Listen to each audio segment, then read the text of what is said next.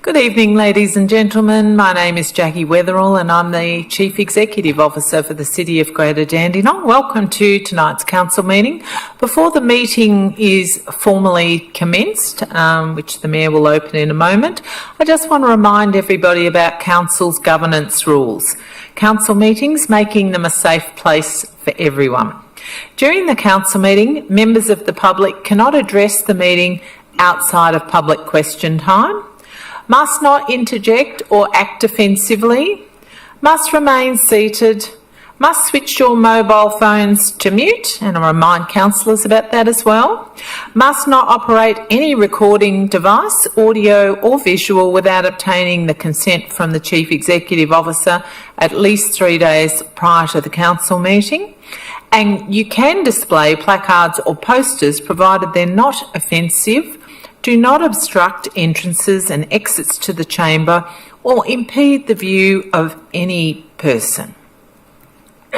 The Chair can direct any member of the public to stop interjecting or acting offensively. If that behaviour continues, the Chair can ask an authorised officer or a member of Victoria Police to remove members of the public from the chamber. Thank you, and the Mayor will commence the meeting shortly. Thank you, Ms Weatherall. Item 1, meeting opening. Welcome to Monday the 14th of April 2025 Council meeting. Item 1.2, attendance. Are there any apologies, Ms Weatherall? Thank you, Mr Mayor. Yes, we have an apology from Councillor Lloyd Trom. We also have an apology from Councillor Rhonda Garrard. She's currently on leave of absence. And if we refer to item 4.3.4 in the agenda later, it explains her leave of absence. Thank you, Mayor. Thank you, Ms Weatherall. Item 1.3, acknowledgement of traditional custodians of the land. Those who wish to stand for the acknowledgement to country are welcome to do so. We acknowledge the traditional custodians of this land, the Bunurong people, and pay respect to their elders past and present.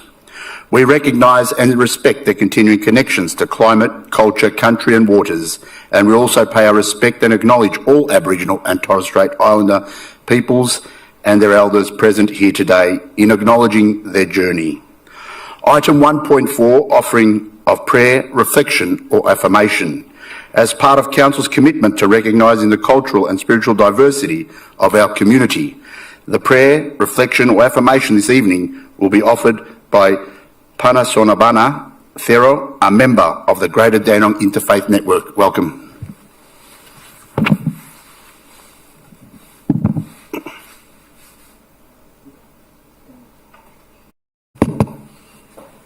Hello. Yes. Good afternoon, Honourable Mayor, Councillors and esteemed community leaders.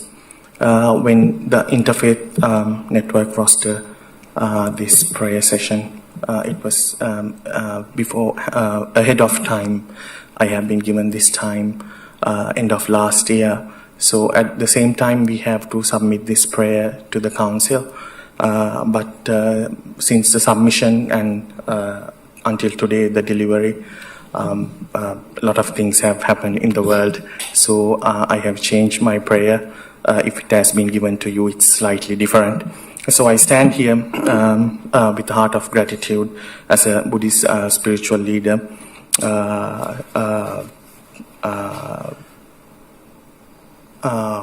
to give a reflection. Council work, like the practice of spiritual leadership, is often quite unseen, yet its fruits shape the well-being of many.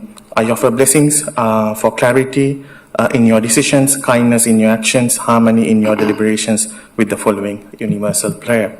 When we gather here as one human family, bound by our shared longing for peace, harmony and unity, we do so in the shadow of recent griefs and the light of enduring hope. As fires, floods and droughts have swept across our land, from the red heart of Australia to its coastal edges, we remember those who displaced, those grieving and those rebuilding. May our faiths, beliefs and sacred traditions grant us the wisdom to honour this earth and listen deeply to the first peoples of this land, its ancient custodians. May we see beyond what divides us, to recognize the beauty in diversity, and the sacredness of every soul, regardless of background, race, and creed. May our hearts be filled with compassion, that we may reach across divides, cultural, political, and generational, with kindness, patience, and healing. In a world troubled by war and conflict in Gaza, Ukraine, Sudan, and so many other concerns, may our minds be guided by understanding, so we choose dialogue over destruction and justice over vengeance. Let our hands build bridges, not walls. Let our words uplift and unite, not wound or divide. Let our spirits rise in the pursuit of reconciliation, both here and abroad. In this sacred gathering of many paths, we reaffirm our commitment to care for our common home, the earth we share, and to stand together for truth, dignity, and peace. May peace prevail in every heart, in every home, and in every land. And may we together become instruments of harmony, spreading light where there is darkness, courage where there is fear, and love where there has been love where it has been forgotten. With humility and gratitude, we bow before the eternal truth that we are one human family, walking gently together on this shared journey of peace. Amen. Om Shanti, Salam, Shalom, peace be with you. May your leadership continue to reflect the spirit of inclusiveness that makes Greater Dandenong a beacon of multicultural interfaith unity, and may all beings in this community and beyond be free from suffering and find peace. Thank you very much. Thank you.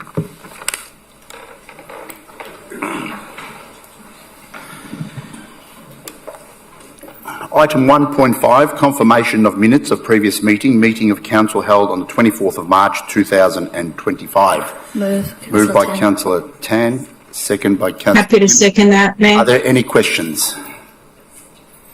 Is there any opposition? If there is no opposition, I declare the item carried. Item 1.6, disclosures of interest. Ms Weatherill. Thank you, Mayor. No one has advised me of any disclosures of interest this evening. Thank you, Ms Weatherill. Item 1.7, adoption of the Audit and Risk Committee meeting minutes. The Audit and Risk Committee held a meeting on the 6th of March 2025, and the minutes of this meeting, as summarised in the following table, are presented to Council for adoption. Happy to move, Mayor. Moved by Councillor Formosa, second by Deputy Mayor Tan. Are there any questions? Is there any opposition? If there is no opposition, I declare the motion carried. Item 2, Officers' Reports, Part 1, 2.1, Petitions and Joint Letters, 2.1.1, Petitions and Joint Letters. Ms Weatherill. Thank you, Mr Mayor. I just seek to advise, I've been advised that we've received a late petition as well in relation to an item on the agenda this evening, which is item 4.3.1, which I also will be adding to the tabling for this evening. Thank you, Ms Weatherill. Do we have a mover, councillors? Councillor Milkovich. Moved by Councillor Milkovich, second by Deputy Mayor Tan. Are there any questions? Is there any opposition? If there is no opposition, I declare the motion carried. Item 3, public question time. Ms Weatherill. Thank you, Mr Mayor. Before we start going through the public questions this evening, there are a couple of comments I need to make. I just need to advise that we've had an abundance of questions for tonight's meeting. Therefore, no, we won't be receiving any questions in person today, in the sense people who are here who already had submitted today is fine, but normally we would allow a couple of minutes prior to the meeting. Unfortunately, because of the volume tonight, we can't allow people just to come up and provide meetings on this evening. Any that are received will be deferred to the 28th of April meeting when we can hear them properly. I also need to advise that we had one disallowed question tonight because it was seeking to degrade and council law, and another question I've asked for part of the question not to be read out again for the same reason. It was designed to degrade a councillor, so we won't be filling out that bit. So we'll start first with our first question, which is from Michael Fulsham from Dandenong North, and his question concerned installation of speed humps on Brady Road, North Dandenong, and I'll be reading this question out. How can council justify the installation of speed humps on Brady Road, which are typically installed to reduce the average speed of road users and possible end goal to reduce accidents caused by speeding, when the data shows that the majority of accidents on Brady Road are not speed related.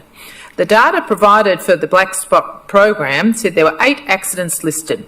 4 were due to turning, 2 were in a car park, 1 was a driver hitting a parked car, 1 a car was rear-ended that was actually my mother. She was rear-ended when pulling into our driveway.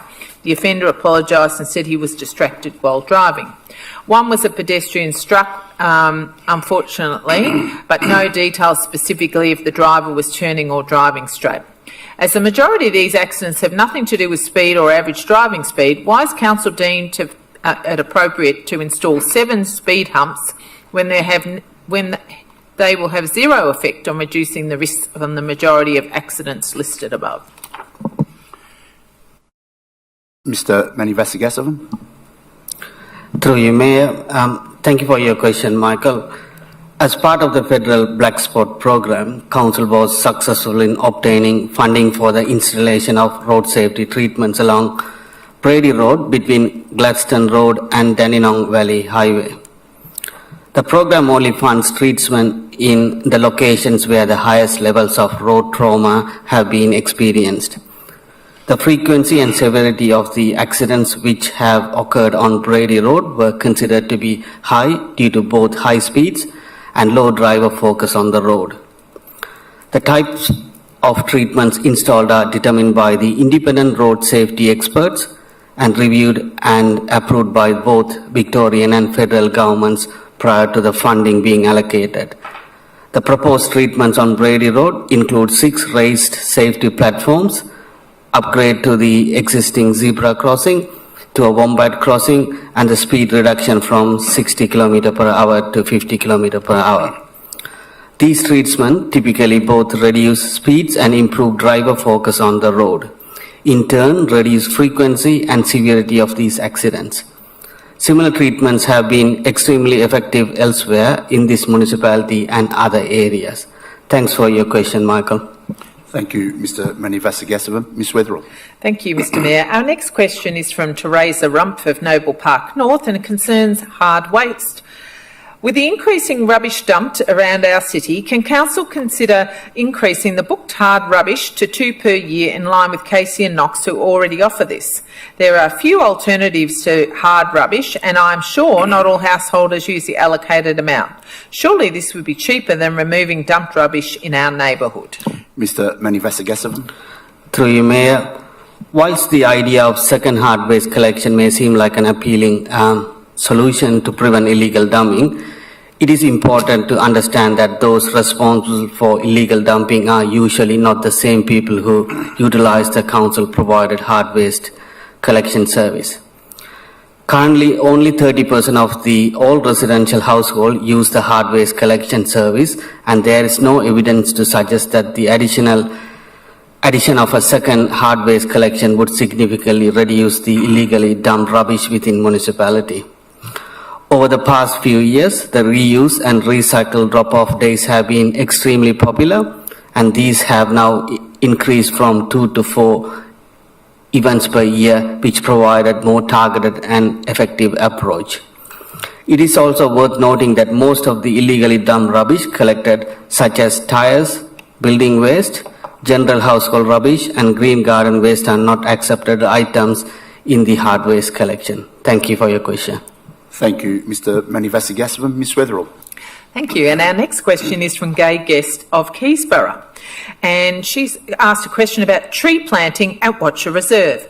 Congratulations to City of Greater Dandenong event staff for staging a successful Keysborough Big Picnic at our neighbourhood park. Despite the warm weather, many families attended, reserving spaces for their group under the shade of the established trees that offered welcome relief. Question 1. In the Watcher Reserve Master Plan, there was money set aside for additional tree planting. Has that budget been expended yet, or will more trees be planted once the drought breaks? And her second question, I notice some of our established trees in the municipality are succumbing to the drought conditions that our area is experiencing, and know we must work hard to protect our tree stock to increase our tree canopy coverage, which takes a hit every time a resident gets their household trees cut down.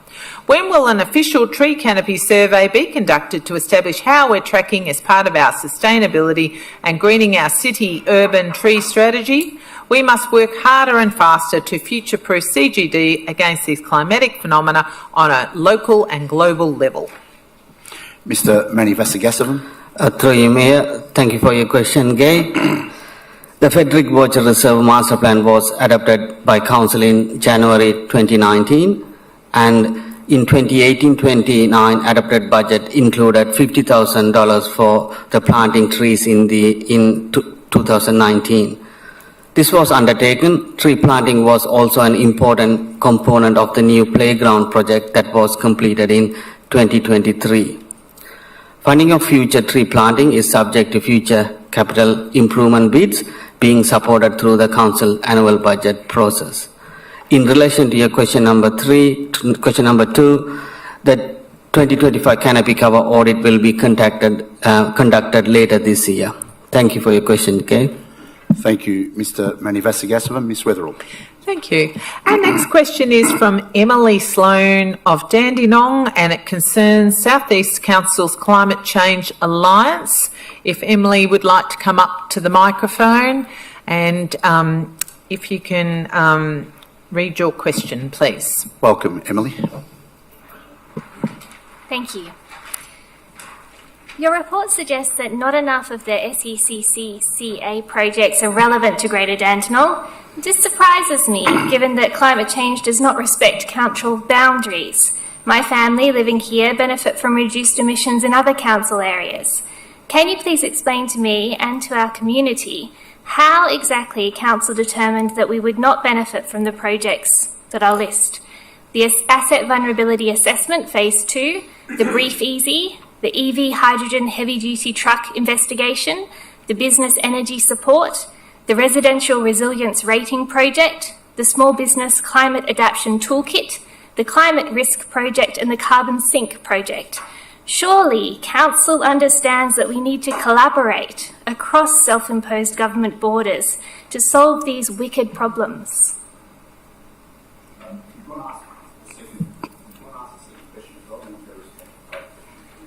I mean, that was quite a long question. You think you can answer them both in one?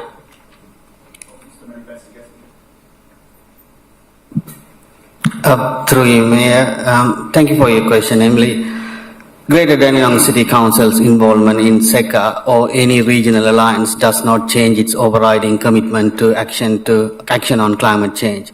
So, specific to your question number 1, as detailed in the attachment number 1 of this Council report, the projects referred to do not deliver a targeted approach for Greater Dandenong. The details are in that report. Thanks. Thank you, Mr. Mani Vasagasavan. Emily? Thank you. I didn't feel they were in that report, that's why I asked the question, but I understand we need to move on. Our council area is recognised as one of the most diverse in the country, and yet the report that you've tabled suggests we're only interested in supporting climate change activities that take place within our own limited land borders. Our community is connected to people and places far beyond the confines of this jurisdiction, with our hearts and minds regularly taking us beyond the 129 square kilometres that you have temporary responsibility for. Climate change is global.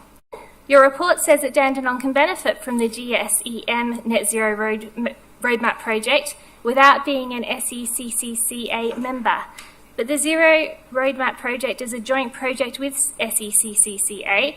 Why does Council think our community wants to be a freeloader? Mr. Mani Vasagasavan. Through you, Mayor, Emily, Council is committed to the role in GSEM and it's supportive of roadmap to net zero emissions. Council will remain an active participant of GSEM and fully supportive of this guide that has been developed to help local governments, businesses and households to reach net zero emissions while achieving substantial cost savings. Thanks. Thank you, Mr. Mani Vasagasavan. Thank you for your questions, Emily. Ms. Weatherall. Thank you.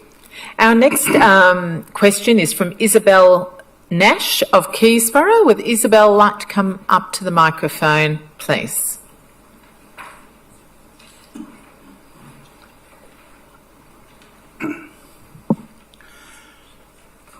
Welcome, Isabel. Thank you. Good evening, everyone, and thanks for having us. I have 3 questions regarding the much-needed membership and involvement of SECA from the City of Greater Dandenong Council. The first question is, our Greater Dandenong Council is being narrow-minded and only thinking of the benefits to Greater Dandenong Council and not to the broader benefits, not the broader benefits to the whole region in considering a withdrawal from SECA. Climate change does not end at the boundaries of Greater Dandenong. Should Greater Dandenong Council change its name to Lesser Dandenong because it doesn't think of the bigger picture? Mr. Manivasagasavam. Thank you for your question, Isabel. Greater Dandenong City Council's involvement in SECA or any regional alliance does not change its overriding commitment to action on climate change. Thanks. Thank you, Mr. Manivasagasavam. My second question. The Council report paints a positive picture of the previous model that SECA followed, which allowed councils to opt in and opt out of projects and only pay for the projects that interested them. However, collaborations like this are weak because they are not collaborations at all. Large-scale projects that make a significant collective impact require commitment, not shopping around. So to me, the new model sets up SECA to be more successful than in the past. Why does the report only cover the disadvantages of the new funding model and not the advantages? Mr. Manivasagasavam. Through you, Mayor, thank you for your question. Council officers are not denying the value and significance of SECA's work over the last 21 years. We have been active participants and advocates for SECA. However, Council decision on our ongoing membership of SECA is now based on 2024-28 strategic plan and delivering good value for money for our residents. As detailed in attachment 1 of the Council report, the projects referred to do not deliver a targeted approach for Greater Dandenong. Thank Thanks. you, Mr. Manivasagasavam. Isabel? So just to clarify... not a debate, sorry. Just. I'm clarifying. Okay, I'm allowed you to won't respond clarify. to that. Yep, go. Please clarify then. Thank you. So why did the report only... So you're asking a question. So why did the report only discuss disadvantages? Sorry, that's a question. Can you go to question Which is 3, please? the main question. Yeah, sorry. I didn't understand how his answer clarified my question. He's happy to meet with you after the meeting, if that's okay. My third and final question, thank you, Sanjay. The council report does not mention that other councils are thinking of withdrawing from SECA. In fact, we have heard that other councils are very happy with the quality of SECA projects. As all SECA councils have representatives at the SECA Management Committee, why hasn't Greater Dandenong used that mechanism to sort out its grievances rather than just taking its bat and walking home? Mr. Manivasagasavam. Through you, Mayor, Council has been working with the SECA for the last 12 months to resolve this matter, but by considering the 24-28 strategic plan, it's not delivering the targeted value for money for our residents. That's the reason we have decided to withdraw from the SECA. Thank you, Mr. Manivasagasavam. Thank you Thank for your you. questions, Isabel. Ms. Weatherall. Thank you. And our next question about Council's withdrawal from SECA is from Aloma Davis of Dandenong. Would Aloma like to come up to the microphone, please? Is Aloma here? Yep. Thank you. Welcome, Aloma. Thank you. They're 3 quite different questions. I'm happy to do them all together if you will still address them individually. Is that all right? All right. Question number 1. What impact will our withdrawal from SECA have on its viability, since you're not contributing the over $100,000 just for the single year to keep it going? Remembering that although that's a very large number, it's just 0.05, in fact 0.049% of Greater Dandenong's budget, and it actually makes up 10% of SECA's funding. Question number 2. The report states that the recruitment of a new CEO and soon a new communications lead is a step in the right direction. So why then isn't Greater Dandenong Council allowing these changes to settle in before deciding to cease its membership?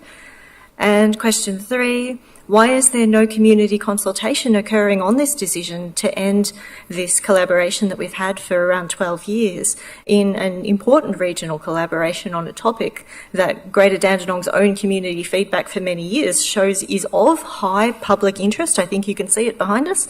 When Council has acknowledged that climate change has a disproportionately large impact on our economically disadvantaged community. Mr. Manivasagasavan.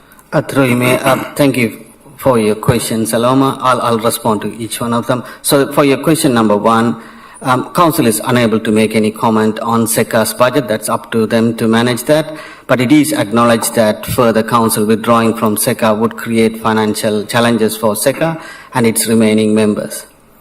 And for your question number 2, Greater Dandenong gave in principle support for SECA strategic plan 2024-28 to provide SECA 12 months to demonstrate changes to its structure and how the project priorities would be beneficial to Council.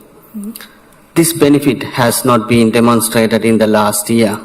As per the Council report, reports the projects in the strategic plan 24-28 are not considered value for money for the Greater Dandenong City Council. And for your last question, Council's involvement in any external membership is an operational matter and is subject to budget consideration. It is not Council procedure to consult on external membership. Thank you. Thank you, Mr. Manivasagasavan. Thank you for your questions, Aloma. Ms. Weatherall. Thank you, Mr Mayor. Our next question is from Scott Peters of Dandenong South. Is Scott here? I will read Scott's question. Council's lack of response to homophobic banner.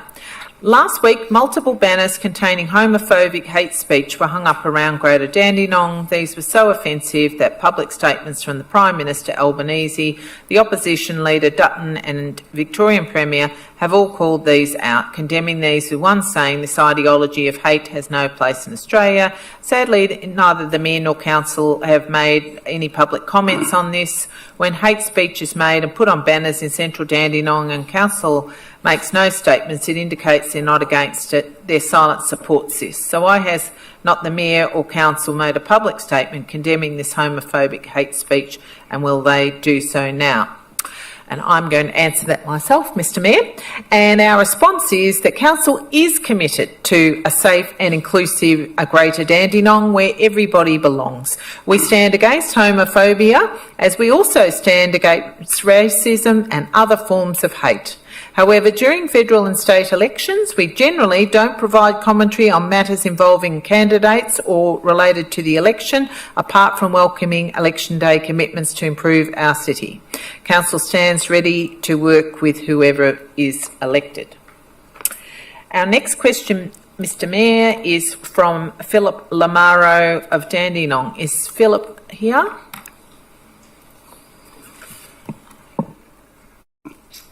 Welcome, Philip. G'day.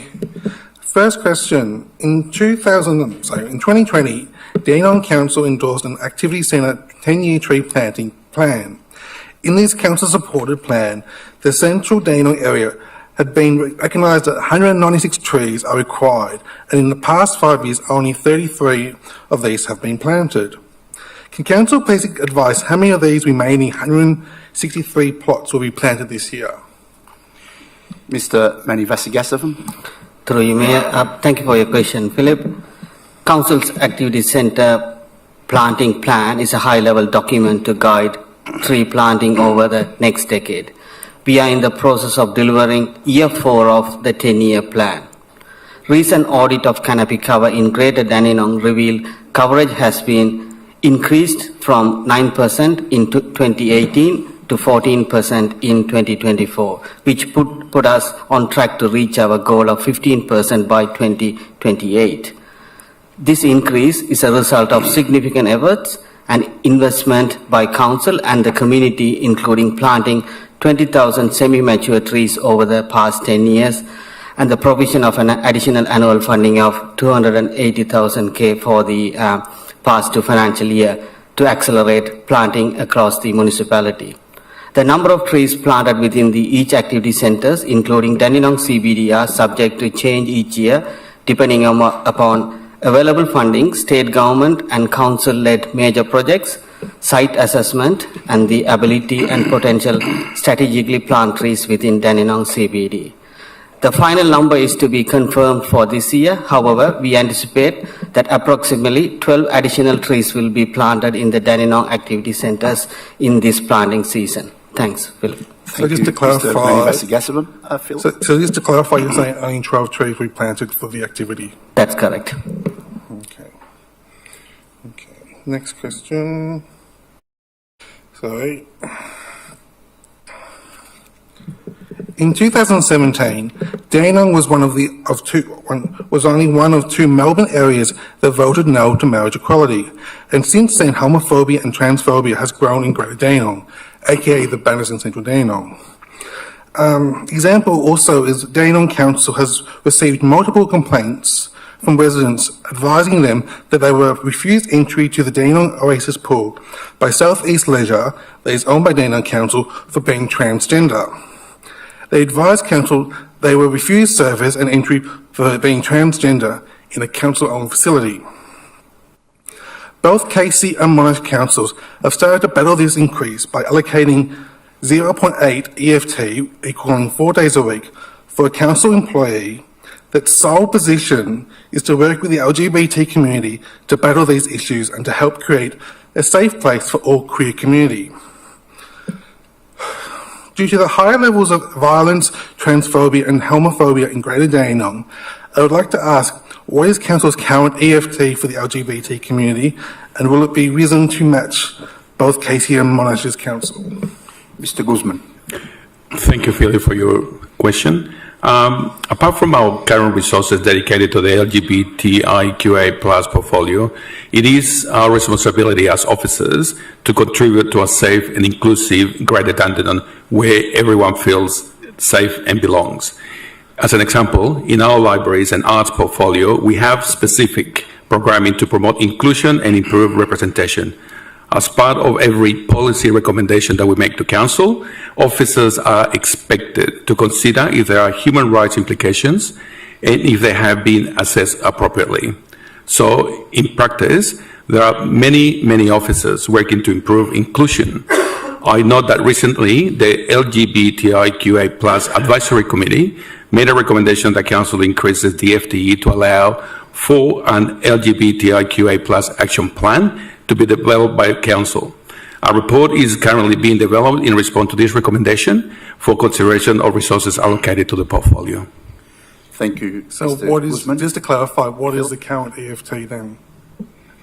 It's around 0.2 plus all the other work that we're doing. 0.2. Thank you. Third question, I prefer not to read for my personal safety due to the audience. Thank you. Thank you, Philip. Ms. Wetherell. Thank you. Our next question is from Janali Barty of Collingwood. Is Janali here? No? If not, I will read the question. It's a demand for an apology to First Nations people regarding the Afghan Bazaar name. Upon watching a Facebook post highlight video of watching a Facebook highlight of Council's last meeting, I'm very concerned with the question about the Afghan Bazaar. Myself and many other First Nations people from the Victorian Aboriginal Community Controlled Health Organisation and the Victorian Aboriginal Community Services Association have an issue with the naming of a street in Dandenong after a country guilty of genocide similar to the First Nations people endured with colonisation. Will Council immediately remove the Afghan name? Mr. Guzman. Through you, Mr. Mayor. Council is currently working through concerns raised about the naming of the Afghan Bazaar. At this stage, no final decision has been made regarding the immediate removal of the name. Council is committed to a thorough and inclusive consultation process, which will involve engaging with all relevant stakeholders, including First Nations people, to ensure their views are respected and taken into account. Thank you, Mr. Guzman. Ms. Weatherall? Thank you, Mr. Mayor. Now, we have quite a few speakers this evening who are going to speak in regards to the Afghan Bazaar item, which is on tonight's agenda. We're going to listen to all the questions and then provide one comprehensive answer that should at least partially answer all the questions. A number of the submitted questions that people will read out tonight have quite a lot of commonality around the questions. So let's start with our first speaker today, who is Khalid Amiri of Narre Warren South. Would you like to come up? Thank you. Welcome, Khalid. Thank you, Mr. Mayor and Honourable Councillors. My first question, which is more of a grievances of the entire community that has been suffering with this divisive name change petition for the past few months. So I'm going to narrate my three questions, which are as: how can the Council and the Office of CEO clarify which individuals or community groups were consulted before proposing the resolution to change or remove the name of Afghan Bazaar? Widespread feedback from the broader Afghan community suggests that many were unaware of this entire process. Why was there no open, transparent community consultation before processing such a significant change? Are we getting an answer, or there will be a statement by the end? Yeah, we'll have a statement after all the questions. Ms. Weatherall has just said that we'll get all the questions and then a Fair statement enough. Okay. at the end. I'll come to my second question. Is the Council aware of the cultural and economic repercussions if this divisive name change proceeds?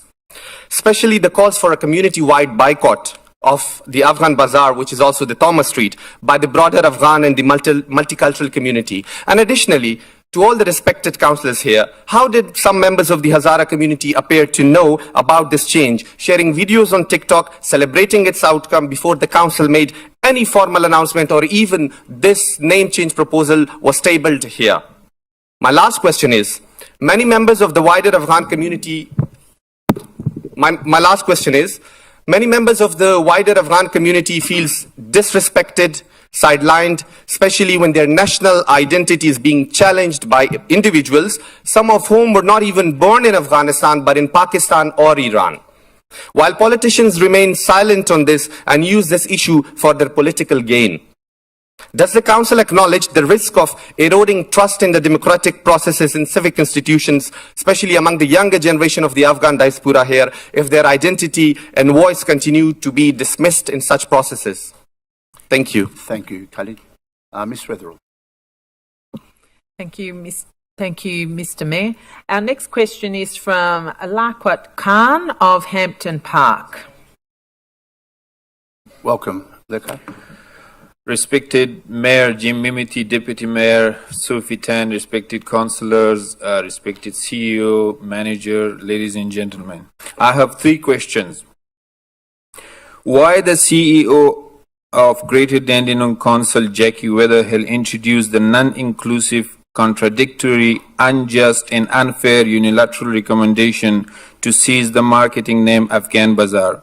She justified this by significant community feedback, while it is mentioned in page 34 under Executive Summary, next step point number 13, and I quote, Council will initiate a community engagement process to seek feedback on an inclusive trading name of the area currently referred to as Afghan Bazaar.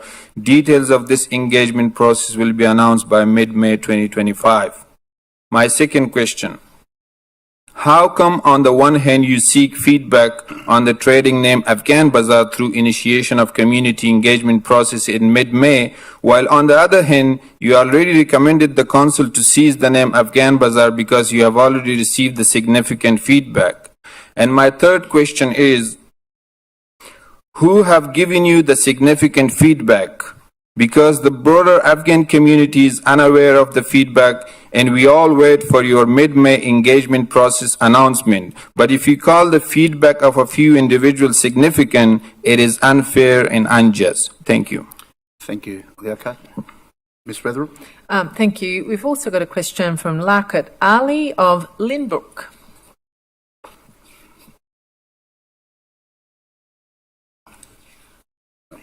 No? I will read out the question. It concerns the decision-making process regarding the Afghan Bazaar name. Can the Council please provide an update on the matter concerning the trading name Afghan Bazaar?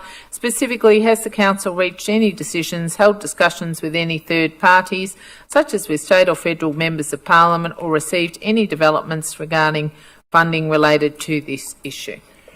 Mr Guzman? No, Mr Mayor, we're going to read it at the end. Sorry. I'm confused. Thank you, Ms Weatherill. So our next question is now from Esmat Barakse of Narre Warren.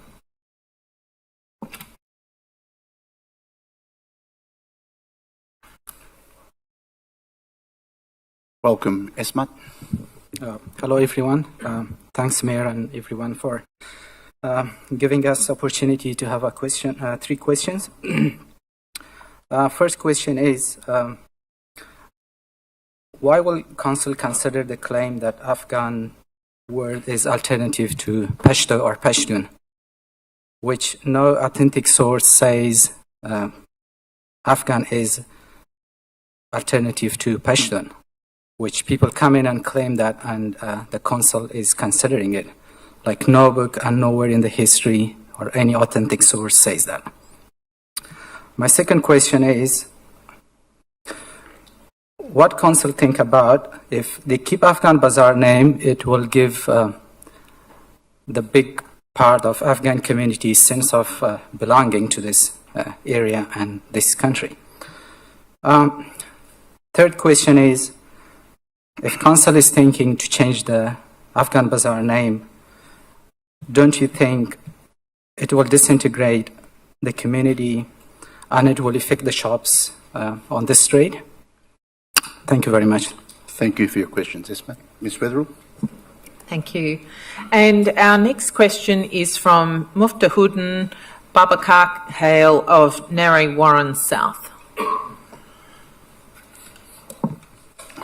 Welcome, Muftahuddin. Thank you very much, Honourable Mayors, for such an opportunity to ask questions.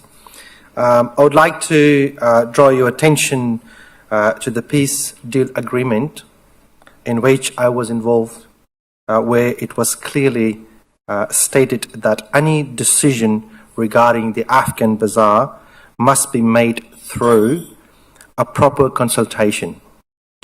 Within that in mind, could you please clarify who you consulted regarding the Afghan Bazaar, with whom this consultation was held, and which community leaders or representative provide feedback? Clear answers to this question are essential to ensure transparency and uphold the commitment made in the agreement. Would Council support the formation of youth-led advisory or culture unity panel as part of this process to ensure the next generation is part of the conversation and learn constructive community leadership rather than polarization? I would like to thank you and good evening. Thank you for your question, Muftahuddin. Ms Weatherill? Thank you. And our next question is from Masi Ahmadzai of Hallam. Welcome, Masi.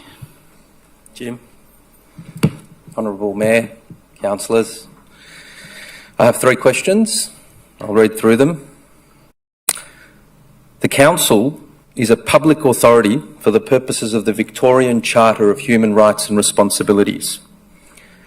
Has the Chief Executive Officer considered the implications of the Charter in formulating the recommendations in item 4.3.1? How does the recommendation comply with the Council's Charter obligations, considering the long history of dialogue between members of Council and traders and business owners in Dandenong? My second question.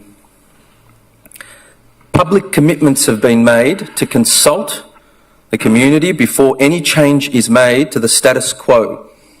In both public statements, for example on the 13th of February 2025, and in meetings with traders and business owners. The Chief Executive Officer's recommendation flies in the face of those commitments and fails to afford business owners, traders and residents procedural fairness.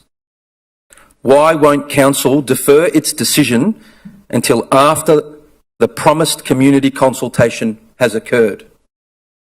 And my third question, how can Council justify elevating the concerns of one aspect of the community over the objections of others? For example, the petition submitted in February 2025, my letters to this Council on the 10th of April, last Thursday, and the 11th of April, last Friday, without having undertaken its promised consultation process. On what basis does Council say that this is not discriminatory? Thank you. Thank you for your questions, Massey. Ms Weatherall? Thank you, Mr Mayor. Our next question is from Harris Faiz of Lyndhurst.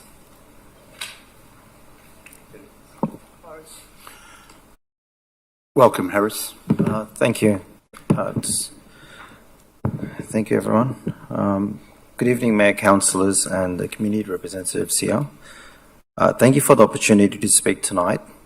I come before you not just as an individual, but as a concerned member of the broader community that values inclusion, heritage, and long-standing contribution to the city of Greater Dandenong. In recent discussions around the proposed renaming of the Afghan Bazaar prison, questions within our community, while we acknowledge the need for fair consultation, we are also mindful of the risk, both immediate and long-term.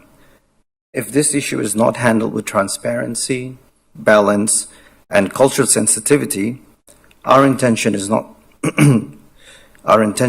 to contest voices, but to ensure all voices are meaningfully heard and that our shared future is protected from further division. In that spirit, I respectfully put forward the following questions to the Council. So I have three questions. Question 1, what frameworks or principles is the Council using to ensure that changes to cultural place names are not actively or under pressure from any single group, thus avoiding a precedent that could destabilize multicultural naming practices across the city of Greater Dandenong and beyond? My second question is, how is Council ensuring the consultation process actively engages the full breadth of the Afghan Australian community, including the Pashtun, Hazara, Tajik and Uzbek, and the broader Muslim and non-Muslim voices, rather than relying solely on those who are most vocal online or politically active? My third question, what measures is the Council taking to ensure this process remains insulated from political exploitation or media sensationalism, and instead foster respectful dialogue, transparency and long-term harmony? Thank you. Thank you for your questions, Harris. Ms Weatherall? Thank you, Mr Mayor. And our next question is from Saeed Faisal Najibi of Narre Warren South. Welcome, Saeed. Thank you, CEO, and thank you, Mayor. Esteemed councillors and council officers, I've got three questions, so I'll just read them out and hope that all the questions are addressed this evening. My first question is, why was the name Afghan Bazaar initially chosen? How was it named Afghan Bazaar, and what processes were followed at the time? Can you please refer to the original decision-making process before allowing a platform for the name change group, who are predominantly Pakistani Hazaras, to divide our wider Afghan community here in Australia? My second question is, this recommendation that the CEO has made is validating the arguments of separatist mentalities within our Australian diasporic communities. On what basis does the CEO make this racist recommendation to have the name Afghan Bazaar removed? And my third question is, how does the Council plan to ensure the cultural and historical contributions of all Afghan groups continue to be acknowledged if the name were to change, including the legacy of the Afghan Cameleers, who contributed significantly to building the Overland Telegraph, Central Australian Railway, and transportation of goods across Australia during the early stages of Australia's development. Thank you. Thank you for your question, Saeed. Ms. Weatherall. Thank you. And our next question is from Rohan Akbar of Berwick. Welcome, Rohan. Thank you, and good evening, everyone. I've got three questions regarding the Afghan Bazaar. Question number one, the council itself, through all its communication and through its correspondence, especially in the meeting that we held for the peace agreement, it was clearly advised and we were clearly told that unless and until a genuine community consultation that would take place, there will be no motion or will be no recommendation made in relation to the change of name of Afghan Bazaar. In the last meeting, a motion was carried out by Councillor Rhonda Garrett to temporarily seize the name, but that was opposed by 8 councillors. So now we see all of a sudden the change or shift in direction that the motion is put forward by the Chief Executive Officer recommending that the name Afghan Bazaar should be seized. The community are greatly frustrated and they don't want to be victims of any political move. So the question is why this recommendation was made all of a sudden. My question number 2 is in relation to the boycotting of the Afghan Bazaar. Has the council considered the facts or made any assessments that if the name Afghan Bazaar is seized or changed, the broader Afghan community are thinking of boycotting or stop shopping along the Afghan Bazaar precinct, which will actually impact the business owners along that street. So has the council considered that fact? And my other question is in relation to the motion again carried out by the CEO stating that significant feedback was received from the community. So there is a big question mark. What is exactly the significant feedback is referring to? Because the broader Afghan community was not consulted and they don't want to be left out. So my question is that what is actually that significant feedback while the Afghan community was not consulted at all? Thank you very much. Thank you for your question, Rohan. Ms. Weatherall. Thank you, Mr Mayor. Our next question is from Nassar Sanza of Narre Warren South. Actually, I submitted Welcome, 6 questions, Nassar. so which ones are your favorite?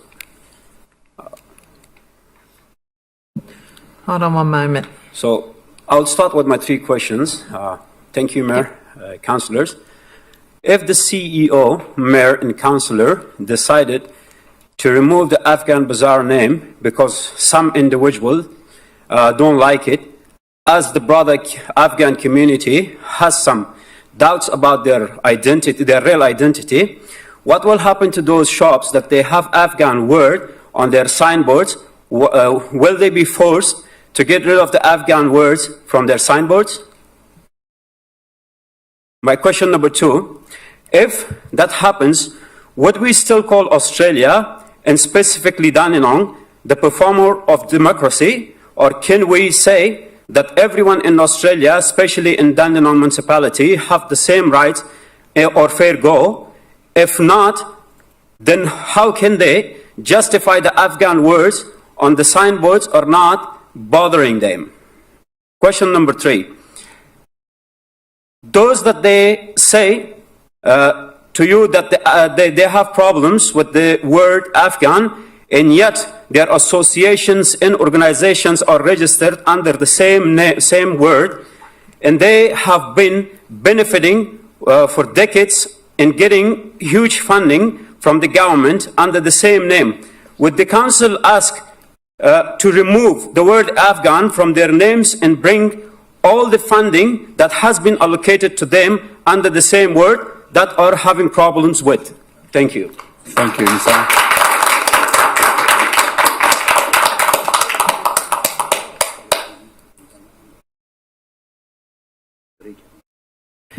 can I just be clear? Are you Nissa Ahmed or Nissa Zanza? Yes, ma'am. Which Both? one? You're Nissa Ahmed? Nisar Ahmad San. 3 names. Because we've got two Nissa Sanza or Nissan Ahmed. That's my. Oh, that's the same. Okay, because you got 6 Okay. questions in. So, So you've asked 3. So Under you know I asked the our other. under our local law, you can only ask a maximum of 3. So thank you. I think they cover it.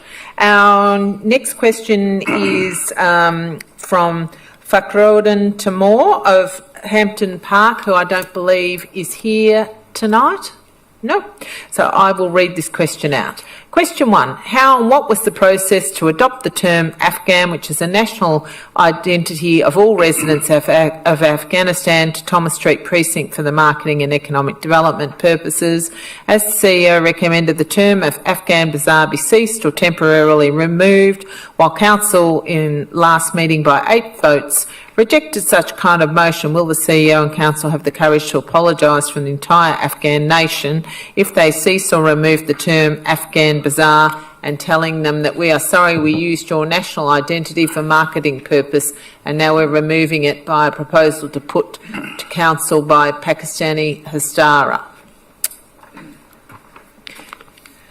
Our next question after that, Mr Mayor, is from Marzia Hussaini of Narre Warren South, and again concerns the Afghan Bazaar renaming. As a proud Hazara Tajik, I request, why does Council not consider naming it Little Afghanistan or Afghanistan Bazaar? If some individuals have concerns about using a national ethnic name, isn't it unfair to disregard an entire community's country of origin and depriving them of their identity?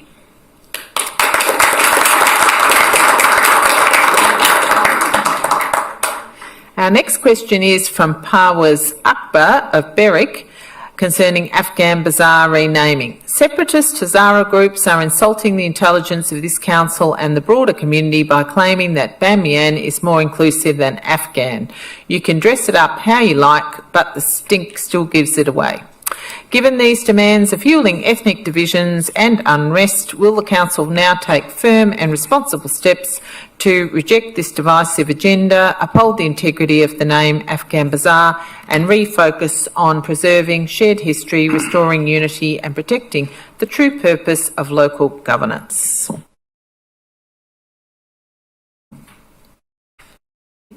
Yep. So, Mr Mayor, that concludes our questions, and I'm going to respond, and Council will then consider the matter formally under item 4.3.1 in a few moments. Thank you, everyone, for all the questions on this topic this evening. There are many questions with slightly different elements. In the interests of time and the fact that Council is just about to consider this matter, I'm proposing to give one answer. However, it's also the case that this is the answer to all these questions. Many of the questions contained assumptions that Council had already made decisions or take a certain position. I hope this answer will help to clarify the matters for the people who've asked the questions tonight. I want to emphasise firstly that no decision has been taken on the use of the name Afghan Bazaar or the possible use of other terms for the Thomas Street precinct. We appreciate that this is an important topic that many people feel very passionately about. We are committed to taking a thoughtful, methodical approach to this matter. We won't rush it, and we will ensure that all perspectives and issues are taken into consideration. This includes Victoria's Charter of Human Rights and Responsibility. When there are lots of diverse views on a topic, as is the case in this instance, it's always a matter of balancing the concerns and interests of different groups carefully. Everybody in our community matters. There is an item on tonight's agenda about the marketing name Afghan Bazaar at item 4.3.1. This is an officer's report with some recommended actions.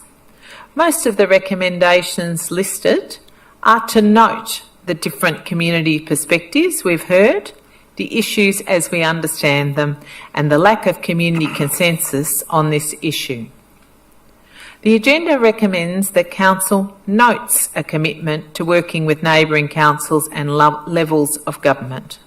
The recommendations include that Council note the plans to initiate a community consultation process with business and traders to gather all views and perspectives on whether we retain the current name, choose a new name, or whether we use any name at all for the precinct, or just refer to it as Thomas Street. We're going to bring a considered, careful approach to our consultation plan to make sure it is balanced, fair and careful process, where everyone has the opportunity to be heard and listened to respectfully, including people of different ages, genders, ethnic groups and faiths. The report makes clear that no decision has been made and that irrespective of any marketing reference, the formal and legal name of the street has been and will continue to be Thomas Street. There is one recommendation in the agenda that Council cease using the name Afghan Bazaar just for now. However, this is not a decision. This is a report from officers and a recommendation. At tonight's meeting, councillors will consider the matter. They may decide to pass the motion or an amended version or not to pass it at all. This is simply a proposal at this time. A report will be provided to the Council in May 2025 outlining the proposed community consultation process. We appreciate your interest and the strong feelings about this matter and that they're very genuine concerns. And we will keep the community informed as we progress with this important initiative. We also reiterate earlier community leaders' calls for calm, respectful discourse on this issue, and we understand there are passionately held views and we want to hear them. However, we ask that people try to avoid inflammatory or insulting language in relation to other groups. I also want to reiterate, you asked a lot of questions tonight. We will provide individual answers to everyone that's asked the many questions that were there tonight as well. Thank you, Mayor. Thank you, Ms Wetherill. You've got questions that were taken on notice at the last council meeting? Yes, I do, Mr Mayor, which I will give to you now. Thank you very much. Councillors, we'll move on to the next item. 4, Officers' Reports, Part 2, 4.1, Procurement, 4.1.1, 24525-11 Pillars Road, Reconstruction Springvale Road to Perry Road, Stage 1 and Stage 2. Moved by Deputy Mayor Tang. Councillor Milkovich. Second by Councillor Milkovich. Are there any questions? Is there any opposition? If there is no opposition, I declare the motion carried. Item 4.2, Policy and Strategy, 4.2.1, Councillor Interstate and Overseas Travel Policy. Moved by Councillor O'Reilly. Happy to second that, Mayor. Second by Councillor Formoso. Are there any questions? Is there any opposition? If there is no opposition, I declare the motion carried. 4.3, Other, 4.3.1, Resolving Naming Issue for the Precinct around Thomas Street Precinct, Afghan Bazaar. Councillor Dar. Thank you very much, Mayor. I'd just like to move an alternate motion. Can you read your alternate motion, please? Yeah, sure. Just to slightly amend Officer Recommendation number 3. That remains the same, but I would just add the words to the end, and suspends the use of any other marketing name for the Thomas Street precinct. That's all. Thank you, Councillor Dunn. Do you have a seconder, Councillor? Seconder. Deputy Mayor Tan. Are there any questions? Is there any opposition? Mayor, opposition. Opposition, Councillor O'Reilly. Councillor Dunn, you have 5 minutes. Thank you very much, Mayor. And look, Thomas Street has long been a place of vibrant culture, rich stories and proud contributions from communities across the globe, especially for those from the country of Afghanistan that now call Greater Dandenong home. I want to acknowledge, the pain and the frustrations that many members of our community are feeling in regard to this issue, and that it's a difficult time for those that feel like they have a real personal stake in the matter. I think throughout this process, one conversation really stood out to me the most. Over the last 2 to 3 months, I spoke to a young Afghan who lives in Dandenong, roughly 22, 23 years old, just slightly younger than myself, who has just been absolutely heartbroken about the divisions in his community over the past few months. He told me how his generation of Afghans, of all ethnic backgrounds, had ambitions and dreams to make their mark in Australia, how they have worked incredibly hard at school and at university to build their own businesses, to set up their own community organisations so that they can give back to Australia and to give back to this very country that gave them the very freedoms that their parents and grandparents had sacrificed to get them here in the first place. So you can only imagine the pain and the anguish that many of his generation would be feeling right now, especially when a story is running which negatively and unfairly portrays their community. Now, there are a lot of people in this room tonight. There's a lot of people in Harmony Square tonight too. You have raised an incredible generation of young Afghans in our community.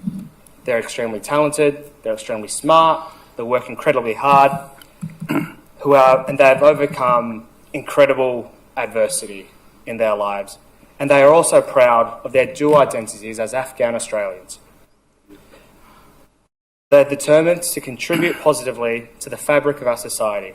They're proud of the diversity that we have, they're proud of our multiculturalism, and they're proud to be Australians. That's the main thing. So I say that we get together, we unite, and we work towards a future where every single member of our community, regardless of their ethnic backgrounds or where they were born, can feel supported and valued. We do this not for ourselves, but for the future of our community and for future generations that choose to live here. This item seeks to go out to our community of small businesses in central Dandenong to hear directly from the traders, from the restaurants and the shops, and get their view and see what works best for them. Thomas Street is Thomas Street. It belongs to all of us, regardless of your ethnicity or your cultural backgrounds. I think that this is a really important reminder as well for my councillor colleagues that the way we conduct ourselves, particularly on topics as sensitive as this one, how important that is, and that our job is to unite and not to divide, and it's to bring people together. I strongly believe then that the way we go about it next, as outlined in the report, is to talk to our business owners, to talk to the people that run the shops and the restaurants. And I'd be happy to hear Councillor O'Reilly's response to that as well. But more than anything, at this time, I want to move on to the next challenge to do with Thomas Street, right? I want to talk about how we can continue to help the shops, how we can continue to help the restaurant owners, and how we can continue to support pedestrians that walk along there every day. How we can continue to build on from the momentum of the recent night markets and ensure that there's all these people from all around Melbourne who comes down from all over town to experience the culture and the warm hospitality that all of them provide in our community. I think that our small businesses are the crown jewels of central Dandenong. So let's celebrate that. Let's keep sharing our cultures, and I think we should keep learning from each other. That's all I had to say. Thank you. Thank you, Councillor Dunn.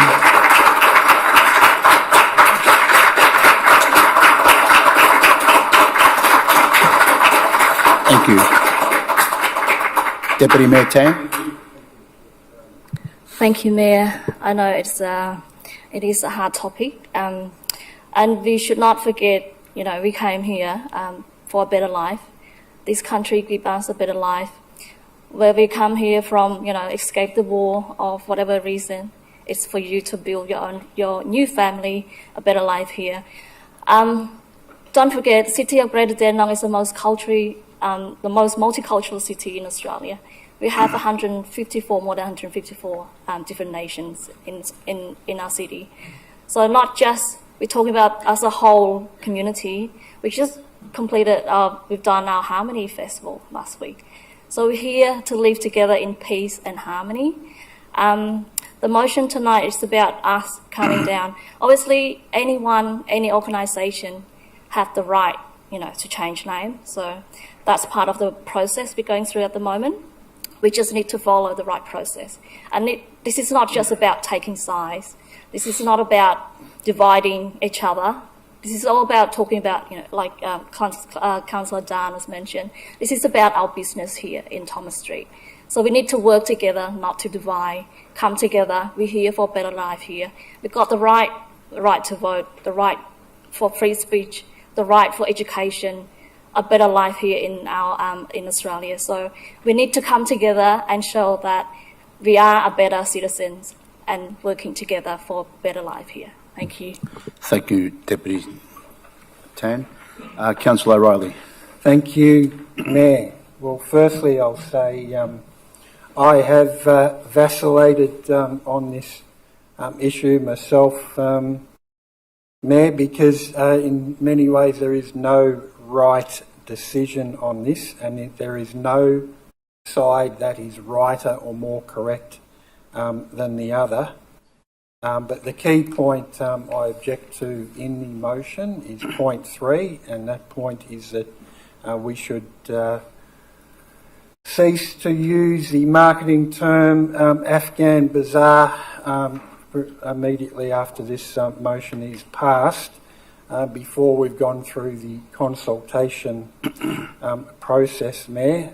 The reason that I object to point 3 specifically, and appreciate if Councillor Dant addresses this in his right of reply as to why point 3 is required, is that the report itself says that there's a lack of community consensus around the current name, both for keeping it and changing it. And for that reason, that to me is a reason for Council maintaining the status quo and not changing anything until we go through the full process that has been outlined in the previous resolution of Council.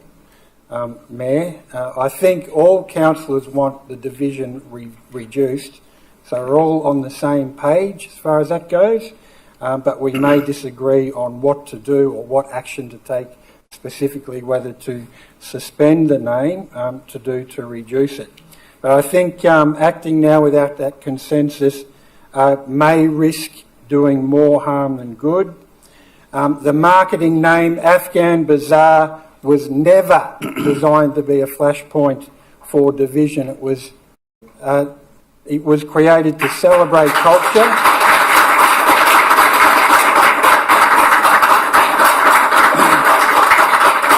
Thank you.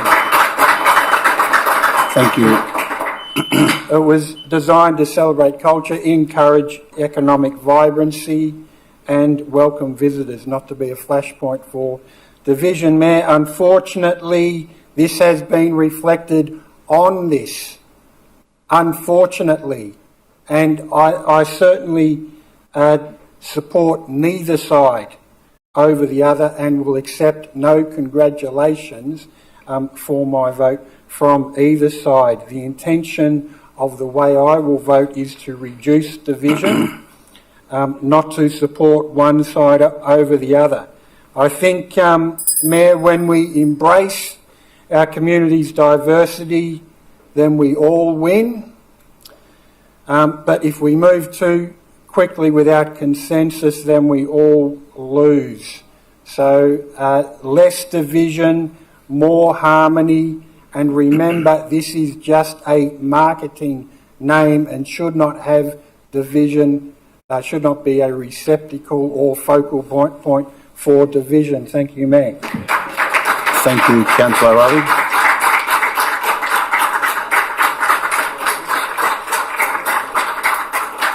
Thank you. Any further speakers? There's no further speakers. Right to reply, Councillor Dunn. Thank you very much, Mayor, and thank you for your contribution, Councillor O'Reilly. And I think the one thing that I think all of us here respect about yourself is that your comments and thoughts are always well thought out. So I believe that what you've said comes from a very genuine place. So thank you for that. The change is about providing clarity and consistency in how we refer to the Thomas Street precinct by ceasing the marketing term and clarifying that we are suspending the use of any other potential terms. We hopefully look to remove that ambiguity as we go towards a consultative process with business owners in Central Dandenong. And my time is limited, so the only thing left that I would have to say here is get down to Thomas Street, support our small businesses, and experience the culture of our Afghan community. And that's all I have to say. Thank you very much. Thank you, Councillor Dunn. All those in favour of the motion, please lift your hand. Councillor Doe, Councillor Dunn, Councillor Yim, Councillor Tan, Councillor Leck, Councillor Milkovich.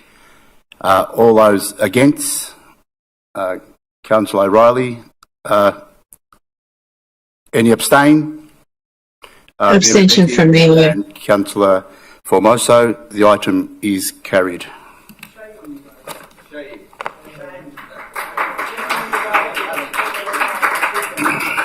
Item 4.3.2.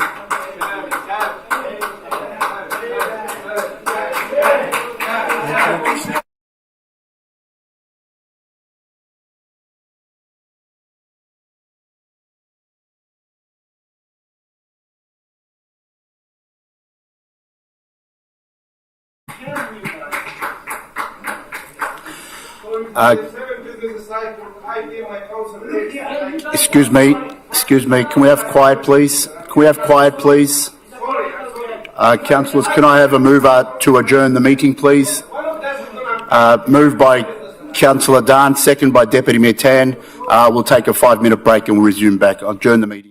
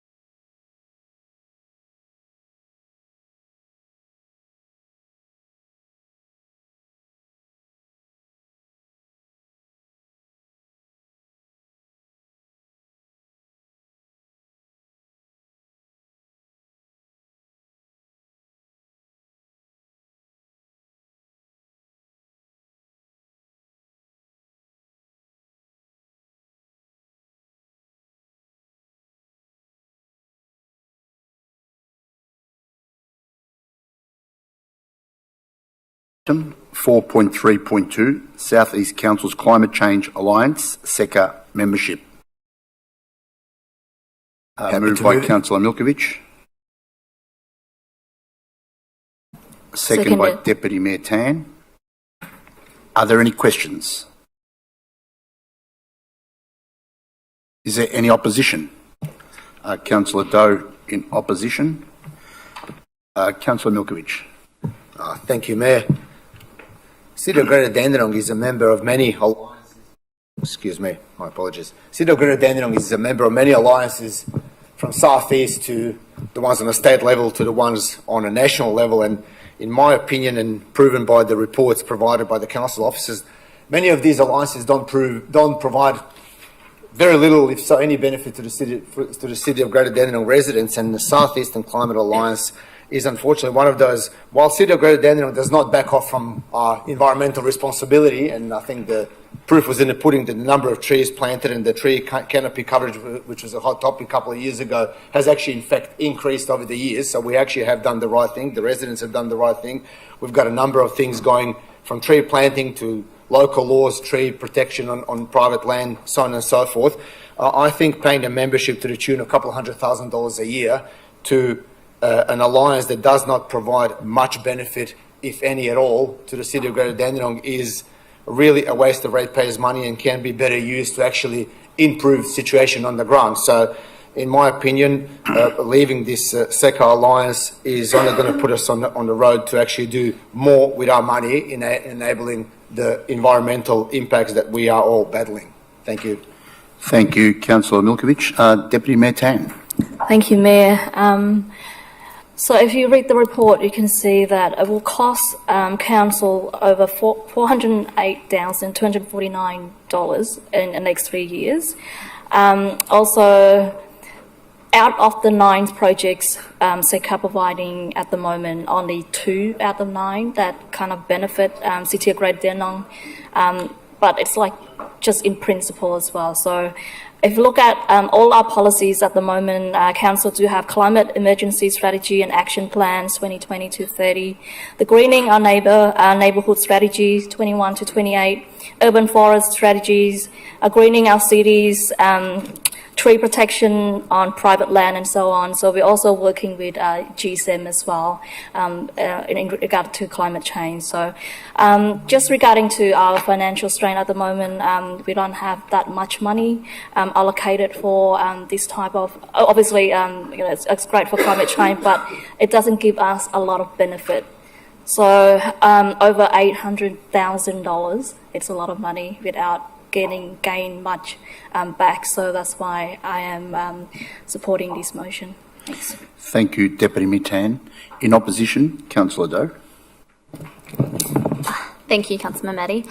We have just experienced our hottest day in April since 2014, with temperatures hitting 31 degrees Celsius yesterday, while weather stations in the west got up to highs of 33.5 degrees. We're experiencing something that's a summer weather pattern in mid-autumn, and we're in the grip of a deepening drought, with water tanks and dams across Victoria running dry. Thousands of households and farmers are paying for drinking water to be trucked in, with towns across the state continuing to struggle with the worst drought in almost 2 decades. Even our larger trees locally, which are meant to be more resilient, are suffering. Our ecosystems are being pushed beyond their limit by the escalating impacts of climate change. We've already passed the 1.5 degree threshold under the Paris Agreement, the level that scientists warned us that was the line between safety and chaos. Beyond this, we face more extreme weather, food insecurity, and the loss of the livable conditions that we once took for granted. Just recently, parts of northern New South Wales and southern Queensland were completely submerged for over a week. The flooding has caused billions of dollars in damage, and these events are only going to become more frequent and more intense. SECA is our regional environmental body and has delivered outstanding success in reducing carbon emissions, building climate resilience, and supporting councils with the expertise and resources we simply do not have on our own. Across Melbourne, almost every council is a member of their broader environmental climate body because it is well understood that climate action cannot be done in isolation. You cannot work locally in climate. Many councillors in this chamber proudly state that they care about the environment, but lovely words and caring about it is just not enough. We need real action. This motion lists alternatives to what we would do if we did not fund SECA, but these are not real alternatives compared to what we could be doing with SECA. Many of these proposed alternatives are already actions in existing plans, repackaged here to appear as if they are doing something new. The sustainability projects we would proposedly action using the budget membership fee are already underway, and I'd also like to notice that GSOM is not a guarantee without SECA. This report suggests that the $75,000 project contribution is too much to invest in critical regional projects. Projects like mapping urban heat islands, developing shared EV charging infrastructure to eliminate recharging black spots, and supporting local tourism and working with our business sector to protect them from climate-related disruptions and financial loss. We cannot have the same level of expertise regarding these at a local level, and we could not afford to do it on our own. $75,000 each year is a small investment with a huge return when it comes to safeguarding our community, economy, and environment from the growing impacts of climate change. In comparison, we've allocated even more funding for local events and award presentations. To suggest we shouldn't fund SECA is short-sighted and fails to recognise the value of a proactive regional collaboration. At a time when climate impacts are accelerating, to walk away now and to abandon our community when they need us most by jeopardising the viability of such an effective alliance is not an option. We need to implement effective climate action, and withdrawing from SECA would be a disservice to our residents and our future. I reiterate that we cannot do this on our own, and we cannot work locally on climate. I urge all councillors to act responsibly, act in the interest of our residents, and vote against this motion. Thank you. Thank you, Councillor Doe. Are there any further speakers? Councillor O'Reilly. Thank you, Mayor. Well, I took Councillor Doe's points on board, and I think SECA is a good organisation, so I don't think this council has a dim view of SECA and what it does. I think what we're making a decision on is where best to channel particular monies, whether it goes to SECA being a group across many councils, or potentially it may be more effectively spent on our own initiatives, as mentioned in the report, such as working through cleaner air and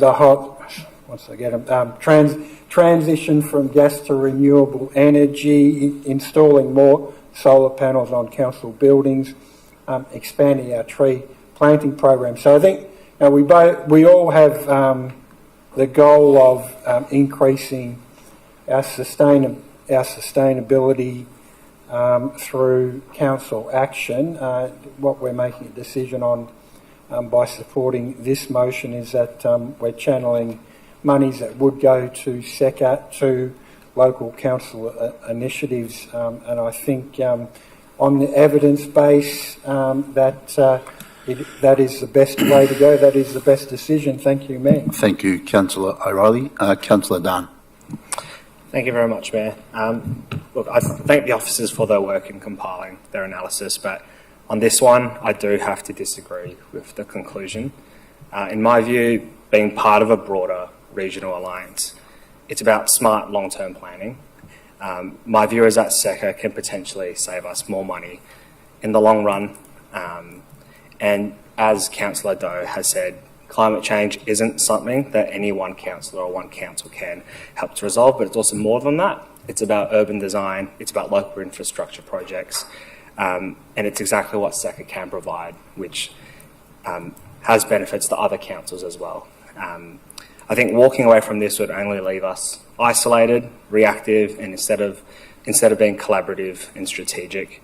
I acknowledge the fair and very reasoned critiques about SECA, but by being on the inside, I think that we have the ability to better shape the outcomes and influence decisions and to advocate for our community's needs. And when we're not, we lose that voice entirely. So I will be voting against the recommendation to cease our membership. Thank you. Thank you, Councillor Dunn. Are there any further speakers, councillors? No further speakers. Right of reply, Councillor Milkovich. Thank you, Mayor. While I do appreciate Councillor Doe's concerns about the 31-degree weather in April, I can tell you one thing: every single resident I've spoken to was quite happy that we had a long summer. In comparison, last year in January we had one day according to the Australian Bureau of Meteorology, which I have the download on my computer, 1 day over 30 degrees in January, 2 days in December, and 3 days in February. And I've downloaded the charts. That's not a proof that we got a climate change. We just got a warmer day. It happens in Europe all the time, happens throughout the world. Now, for us to sink a couple $100,000 to copy what someone else is doing, I mean, I think we are pretty aware of what needs to happen in this council and within this municipality, not to spend the money on something unwisely. We know what we need to do, and we have been doing it. From the laws that we've implemented, to the tree planting that we've implemented, to a range of initiatives that we have started, we do not need to put money towards SECA to tell us what we do. It is quite clear, it's quite obvious. If in today's world, with the internet, with Google searches, with whatever you want to do, and just walking through different municipalities, if we can't work out what is beneficial for our environment, then we've got a problem. Seriously. So for that reason, I think that we do have enough ammunition, so to speak, to tackle on our local level whatever we can do to help the environment. I don't think we need to pay any more money towards an alliances that provide little or no real benefit to this council. So that's the reason why I'll be supporting this motion. Thank you, Mayor. Thank you, Councillor Milkovich. All councils in favour of the motion, please raise your hand. Deputy Mayor Tan, Mayor Mehmeti, Councillor O'Reilly, Councillor Le, Councillor Milkovich and Councillor Formoso. All those against, Councillor Doe, Councillor Dan, Councillor Yim. The item is carried, 6 votes to 3. Mayor, could I just say something, please? Councillor Formosa. Thank you, Mayor. Look, as many of us have mentioned this evening, climate change is absolutely an issue for us here in our community, and I actually sit as the council representative on SECA, so it really upsets me that we can no longer sustain this membership with SECA, and I understand the implications that will have on their advocacy moving forward. But I'm really confident with our team, particularly Mr. Brett Jackson, who is just incredible in this space, and I know that that's money that our ratepayers would want us to invest specifically here in Greater Dandenong, and we've already proven to do incredible things with some of the money that we've put aside for our own climate change policies. So I do wish SECA all the very best in the future, but we do really need to think about value for buck here in our community, particularly the last 8 projects or so that really haven't directly affected us. So, yeah, thanks for letting me have a talk about that. Thank you, Councillor Formosa. We'll move on to the next item, 4.3.3, response to notice of motion number 3, opening councillor briefing sessions to the public. Mayor, I have an alternate motion, Mayor. What's your alternate motion, Councillor? Mayor, I have an alternate motion for this item, and the alternate motion is that Council upholds current councillor briefing meeting practices and does not open the meetings to the public.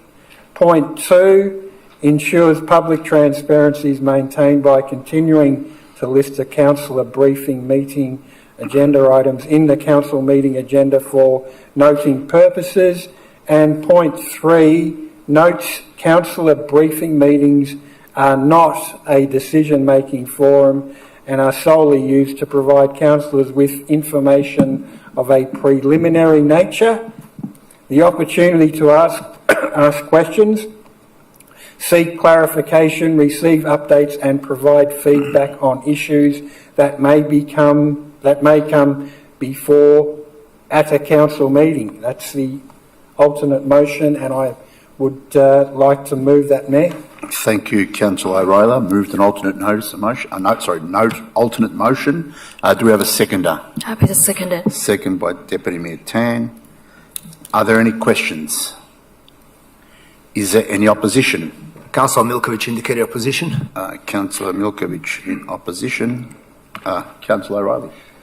Thank you, Mayor. Well, the reason why I've proposed this alternate motion and moving the alternate motion is that I don't believe that if a majority of councillors think that this idea or this concept or this practice is worth pursuing, that we should continue to spend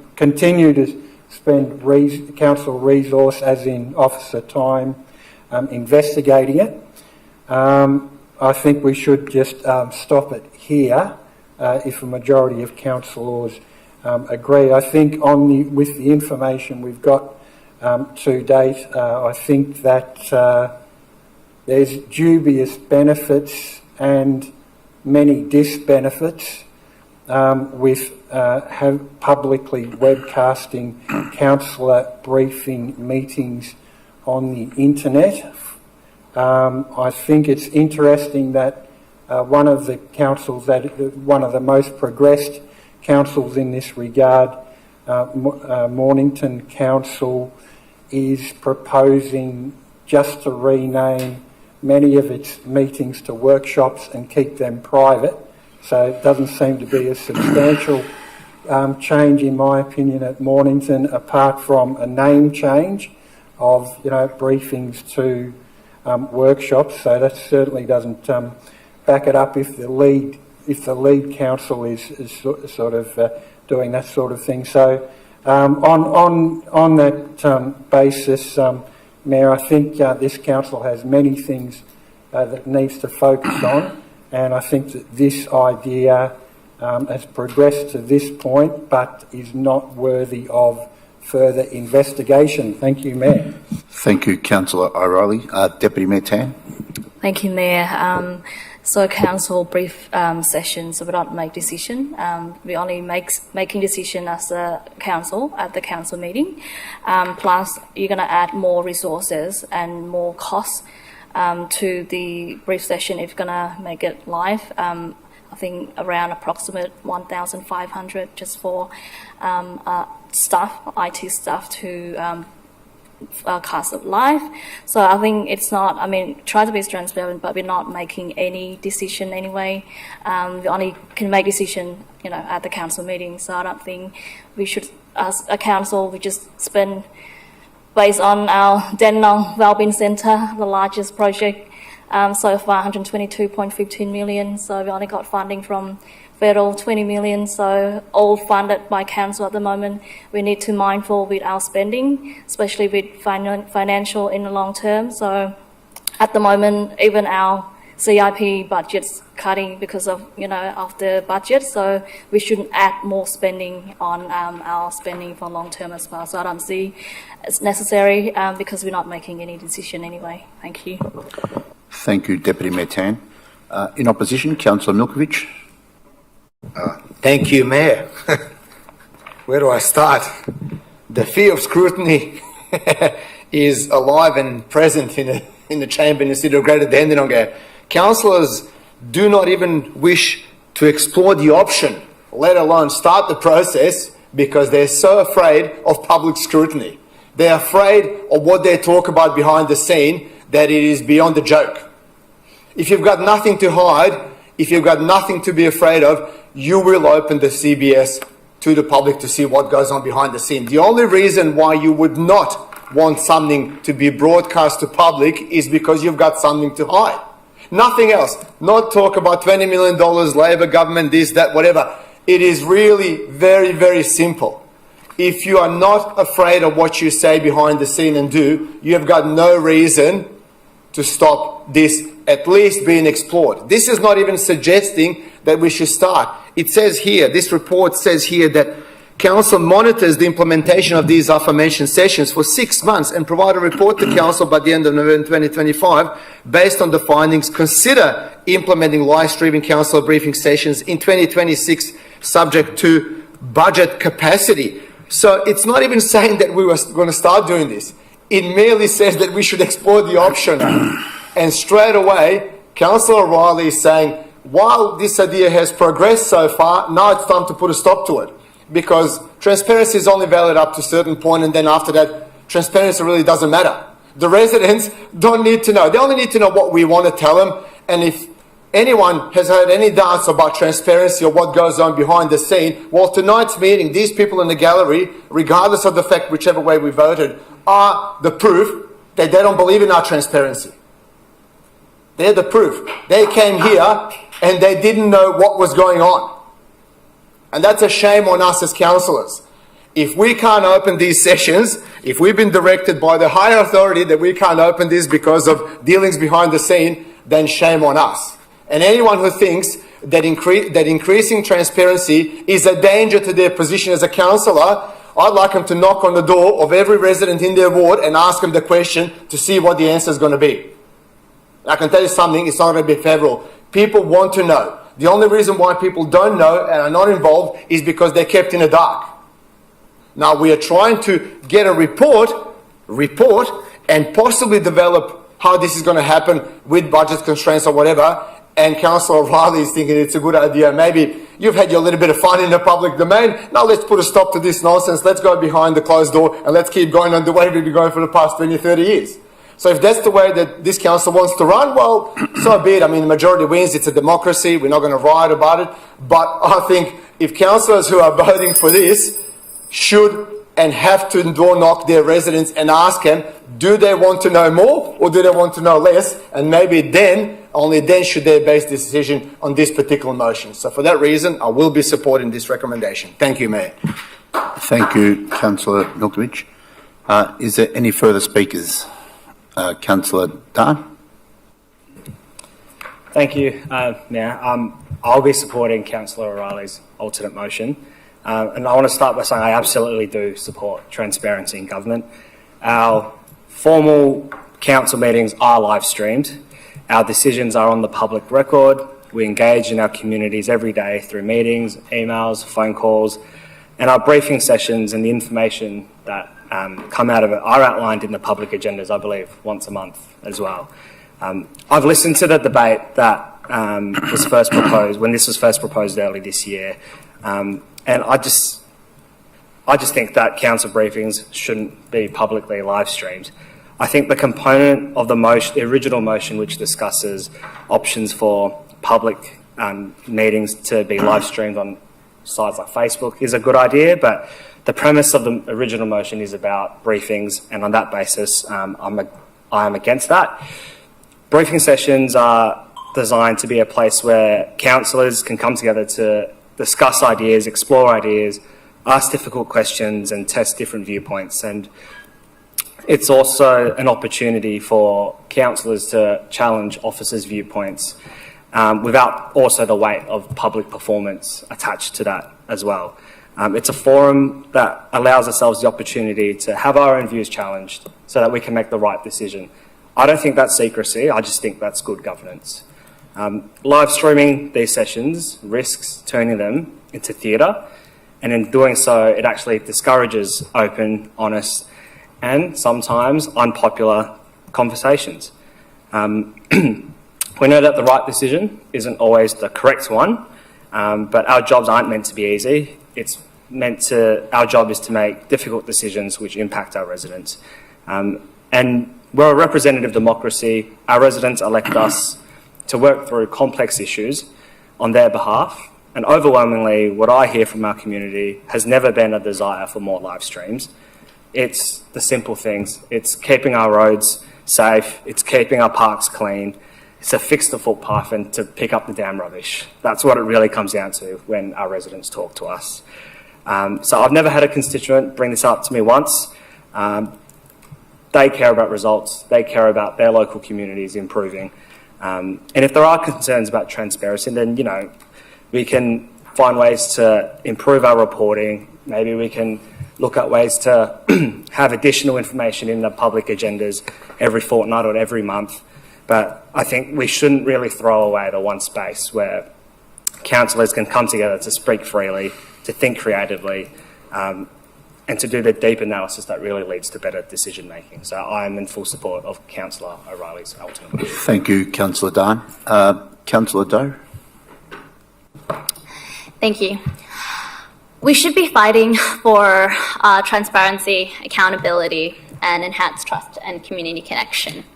And in fact, our community expects that information and discussions impacting their lives will be made out in the open and not behind closed doors. And how the motion is currently set out is a measured and responsible step towards building public trust. Councillor O'Reilly mentioned some amendments in what is happening in Mornington Peninsula. So what is the harm? So why not monitor the implementation of open online councillor briefing meetings in New South Wales and in Mornington Peninsula, and then come back to consider it?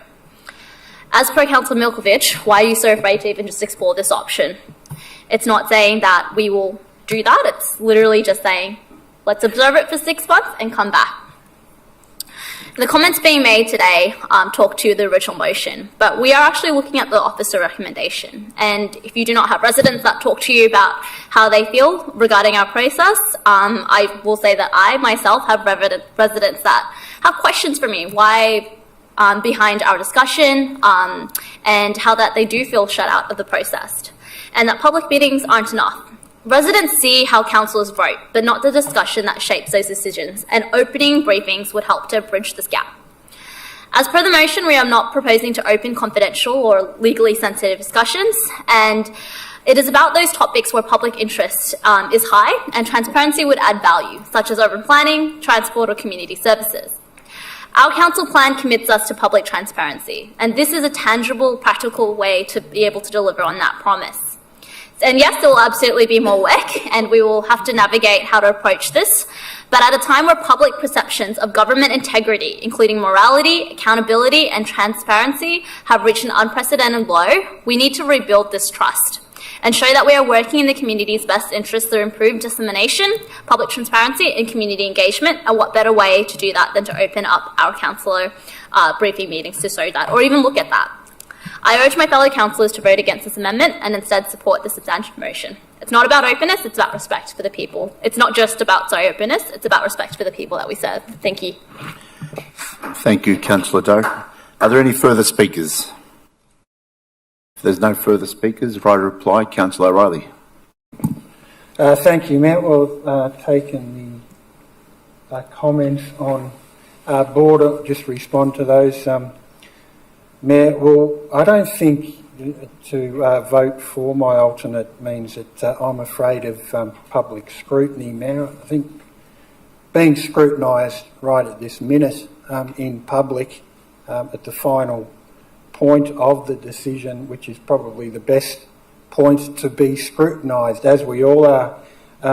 This council meeting is publicly webcast, and residents can scrutinise what we're saying when the decisions are made, Mayor. What I am afraid of is that if we did publicly webcast the sort of less formal, less formed briefings, questions, discussions held by councillors before ideas get to a council chamber for final resolution, I am afraid of snippets of those less than formed questions or comments being published on social media out of context, and sometimes deliberately out of context. Mayor, I'm afraid of councillors and officers adjusting what they say in councillor briefing sessions because they are webcast, and because they know that intentionally or unintentionally what they say or ask could be used against them out of context. So I think that we do have a large measure of public scrutiny. I don't think there's a great unmet thirst by the public to watch councillors talk about decisions.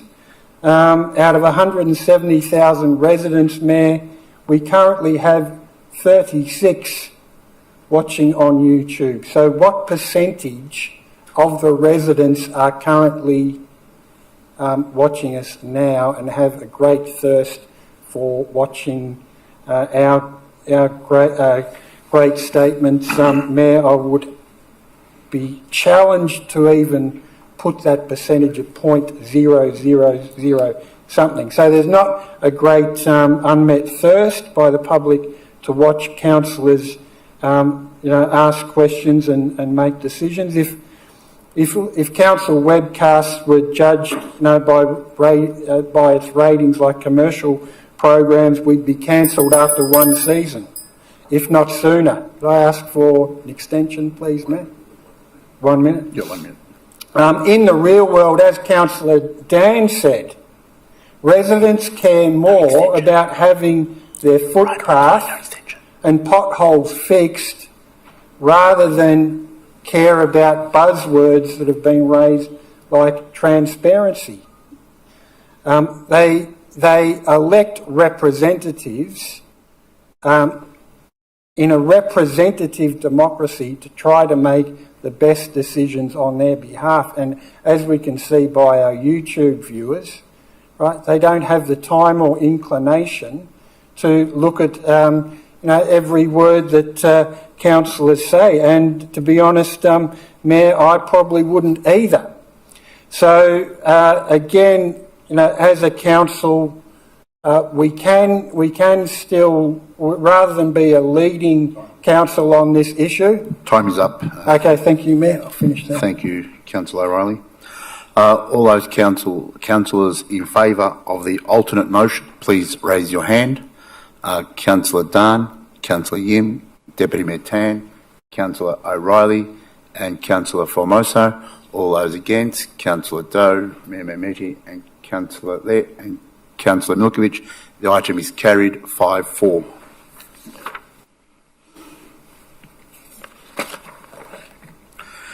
Move on to the next item, councillors. 4.3.4, leave of absence. Councillor Rhonda Garrard. Very happy to move that, Mayor. Moved by Councillor Formoso. Seconded. Second by Deputy Mayor Tan. Are there any questions? Yes, I have a question, if I could, please, Mayor. Just quick question. Just wondering if Councillor Garrard has actually asked to take her leave of absence without her allowance as well, and if we could get clarification as to whether or not she did that back in 2023 when she ran as a state candidate for Mulgrave as well, please, Mayor. Ms Weatherall. Through you, Mayor, she has been silent in regards to whether she intends to be paid or not during that period. And what was the second part of your question you asked? So when Councillor Garrard ran in 2023 as a state candidate for Mulgrave with the then Councillor Eden Foster, I believe Councillor Eden Foster took her leave of absence without pay, but I'm still unclear as to whether Councillor Garrard did the same. Ms Weatherall. I can confirm Councillor Eden Foster did take leave of absence without pay. You are correct. I will need to take it on notice in regards to Councillor Garrard. Thank you. I'm pretty certain that she did it. Okay. Any further questions, Councillor Formoso?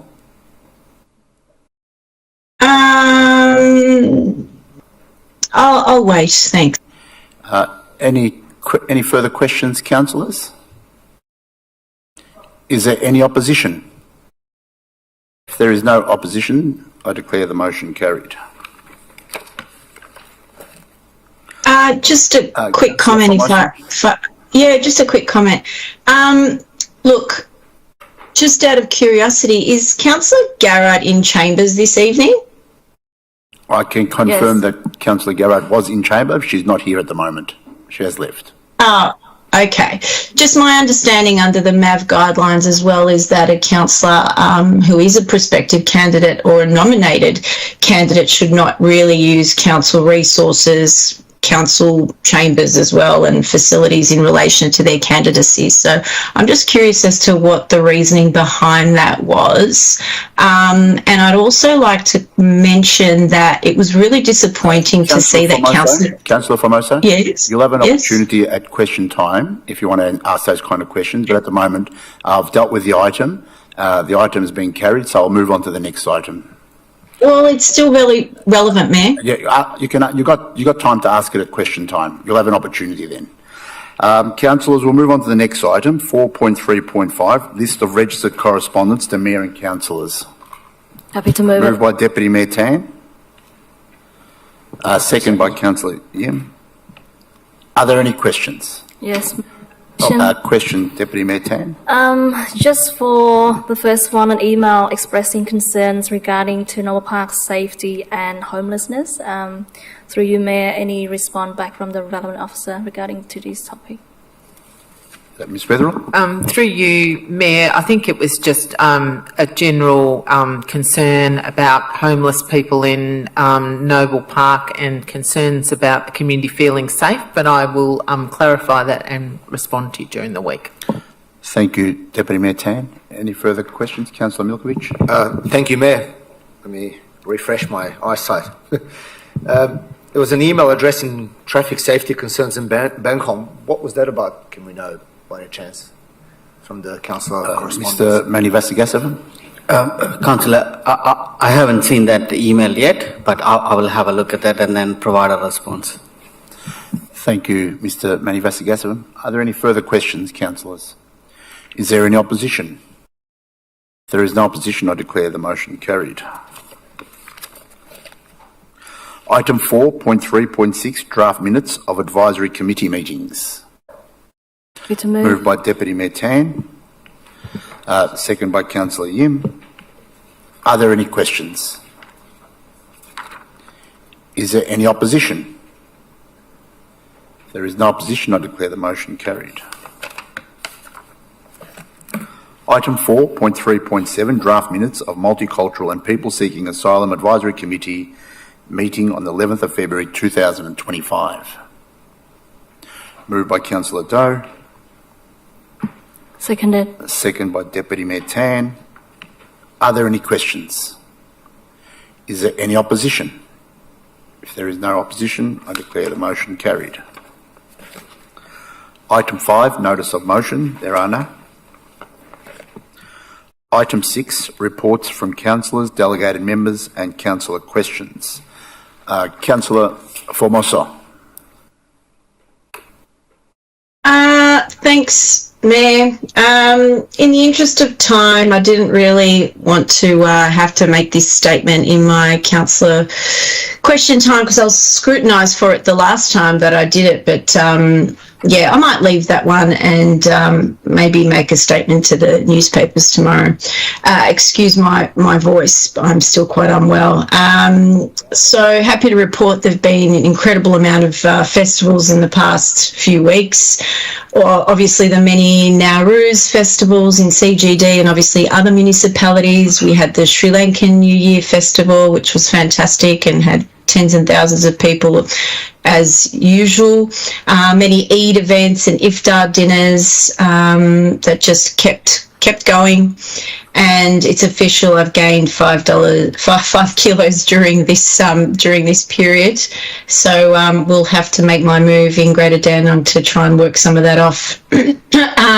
Happy to report I went to the Dandenong Cricket Club presentation night again over the weekend, which was great, celebrating all things cricket. That club is doing amazing things, particularly with female cricketers.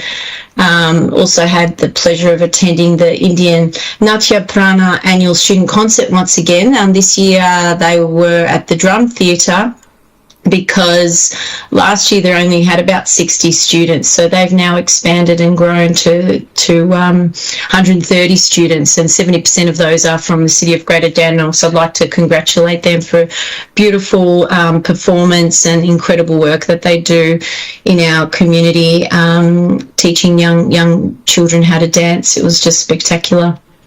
Also attended the Team Sports for All launch at Dandenong Basketball Stadium, which was an incredible evening and event.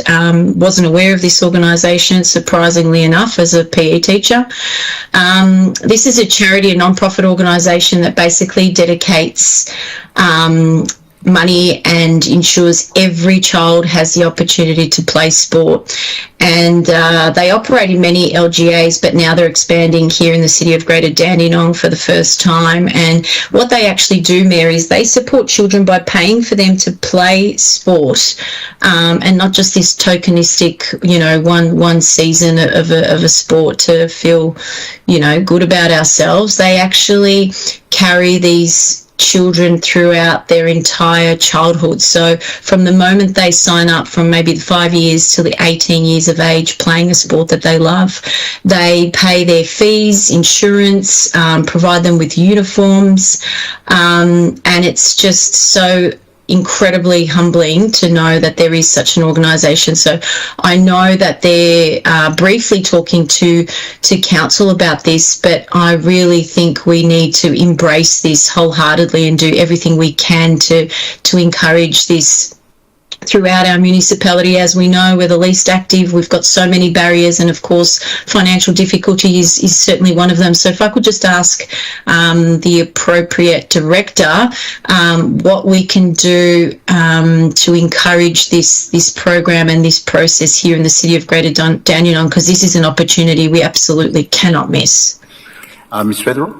Thank you, Mr Mayor. Look, certainly I think that could even be the subject of a specific report if you would like it. I'm happy to meet with you as well, Councillor Formoso, individually. But I do want to highlight for Council that the Mayor and I particularly have really been advocating hard in regards to that program. And even today we were meeting with some of the potential candidates for the federal election, and every candidate we have been reiterating the importance of that program and seeking funding for it. So certainly you can feel reassured we've been very proactive in that space, but I'm happy to discuss further other opportunities as well. Thank you, Ms. Weatherall. Councillor? Yeah, thanks, Ms. Weatherall. I actually haven't seen anything like that, and in my long-standing years as a PE teacher, I know that is definitely one of the main barriers for kids to continue playing sport outside of school, and this is for particularly disadvantaged kids. So I will do everything I can to support you and the Mayor in this space, please, so keep me informed. Which brings me back to another sporting item. Go Soccer Mums is back again, thanks to Football Victoria, Monash Health, RecLink Australia, and of course City of Greater Dandenong are a great supporter. So from Wednesday the 30th of April to the 4th of June, 10:30 to 11:30 at Ross Reserve every week in Noble Park. Please come down. You don't ever have to have played soccer before. You can bring your children, bring your prams. It's an extremely inviting environment that's trying to encourage women to be social, get fit, get healthy at our beautiful facilities there at Ross Reserve. So I highly encourage our community to take advantage of that. And all things safety, I know we're constantly mentioning that as councillors, because that's what our residents are telling us. We've got a really good community conversation safety event happening tomorrow at 1 Douglas Street, Noble Park, just outside Coles, between 10 a.m. and 12 p.m, where residents can basically raise their concerns and talk about what they want council community safety action plan to look like. So I'd really encourage anyone that has issues and concerns or ideas to attend that tomorrow. And that's all from me. Thanks, Mayor. Just a follow-up question, Councillor Formoso. You'll be putting on the boots? Well, if you saw the video last year, I actually did a promo in heels. So I can do it with heels, with boots, barefoot. But yes, happy to come along with my boots. Thank you very much. Councillor Milkovich. Thank you, Mayor. Just one question tonight, if I don't remember any others. Could we get an update on the actual start date, if we know, of the Stud Road intersection, the one that Councillor Formoso advocated so strongly for in regards to the intersection works, that funding's now been provided? Is there any idea when the actual works are going to start? I noticed there's a lot of resurfacing on Stud Road, but when is the actual work going to start? Is there anything planned, penciled in the calendar, or is it still in the funding phase? Happy to answer that for you, Councillor Milkovich. It has started in the sense they've started with the Yeah, they've started with some of the road surfacing, but it's imminent. So it's starting in May. So the actual intersection itself will start in May. Fantastic. Councillor Thank you. Formosa. That is great to know. Excellent. Attended a few events. I'll mention the Discover Dandenong Creek Festival, which both you and I have attended. It was a fantastic day. Every year it's a roll of a dice in April, whether we're going to rain, hail, shine, 10 degrees, -7 or 27 like we had on Thursday last week. It was fantastic. It was probably the biggest one so far, Dandenong Discover Creek Festival. Great to see the traditional dances, and there was a lot of young people, a lot of young families with their kids roaming around, which was great. Some of them indulged in a bit of fishing off the pontoon there, and others took great advantage of that fantastic facility that we have there on offer, which is a really, when you think about it, so close yet so far from suburbia that we all experience, and you walk around 500 metres away from homes and you wouldn't know that you're in Dandenong at all, or Dandenong North for that matter. So it was fantastic to see that. And for the end, I'd like to wish all our residents who celebrate Easter, and this year Easter for Catholics and Orthodox people fall on the same day. It happens every 5 years. So this coming Sunday is Easter. So I'd like to wish all our residents a happy Easter. Hope you spend your family time in peace and celebrate the resurrection of Jesus Christ. And hopefully you also have some good food on offer as well. Thank you. Thank you, Councillor Milkovich. Councillor Lett.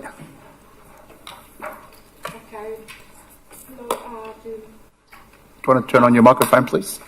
The microphone? Thank you. Oh, thank you. The last 3 weeks, I enjoyed with the Vasa IGM meeting in Vancouver in the hotel. And number 2, Ramadan Market Night in Harmony Square. And the other one is Indian music and dance event in Springvale Town Hall. Another one in Huang Yim Temple for the Myanmar fundraising. The last one in Kiburo last weekend, yesterday, in Parkmore Park opposite there. Thank you. Thank you, Councillor Lett. Councillor O'Reilly. Thank you, Mayor. Went to quite a few events. I'll just mention a few highlights. The Harmony Festival Springvale Neighbourhood House held it at Springvale City Hall Community Hub.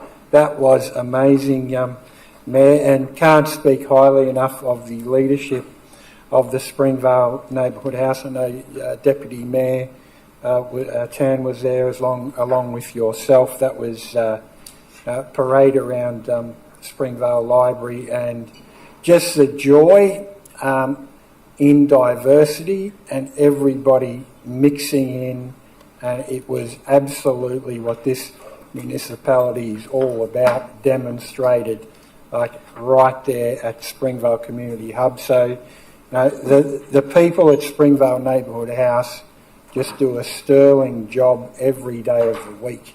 So I congratulate them on that, on the Harmony Festival. I went to the Round 1 sponsors lunch at Springvale District Football and Netball Club at Springvale Reserve. Had yourself there, Mayor, along with Eden Foster MP, and it was an historic day, Mayor, at Springvale Reserve. Football and netball conjoined on site for the first time. Male and female sport equality. And it was enabled by this council and the Victorian government funding.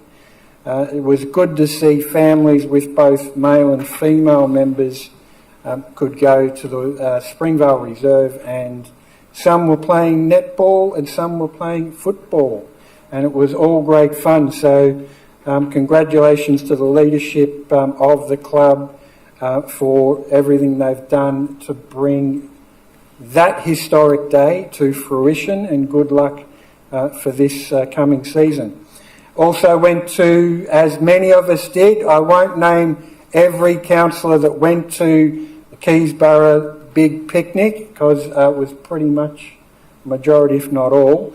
But highlighted to me, Mayor, that these events really, they're good for residents to experience, the different parks that we've got that they might not have been to before, except for the event. So, like the example, Mayor, is that my dog Hershey found a new swimming spot in the pond at Watcher Reserve, and will be going back to reacquaint himself with the ducks on the pond.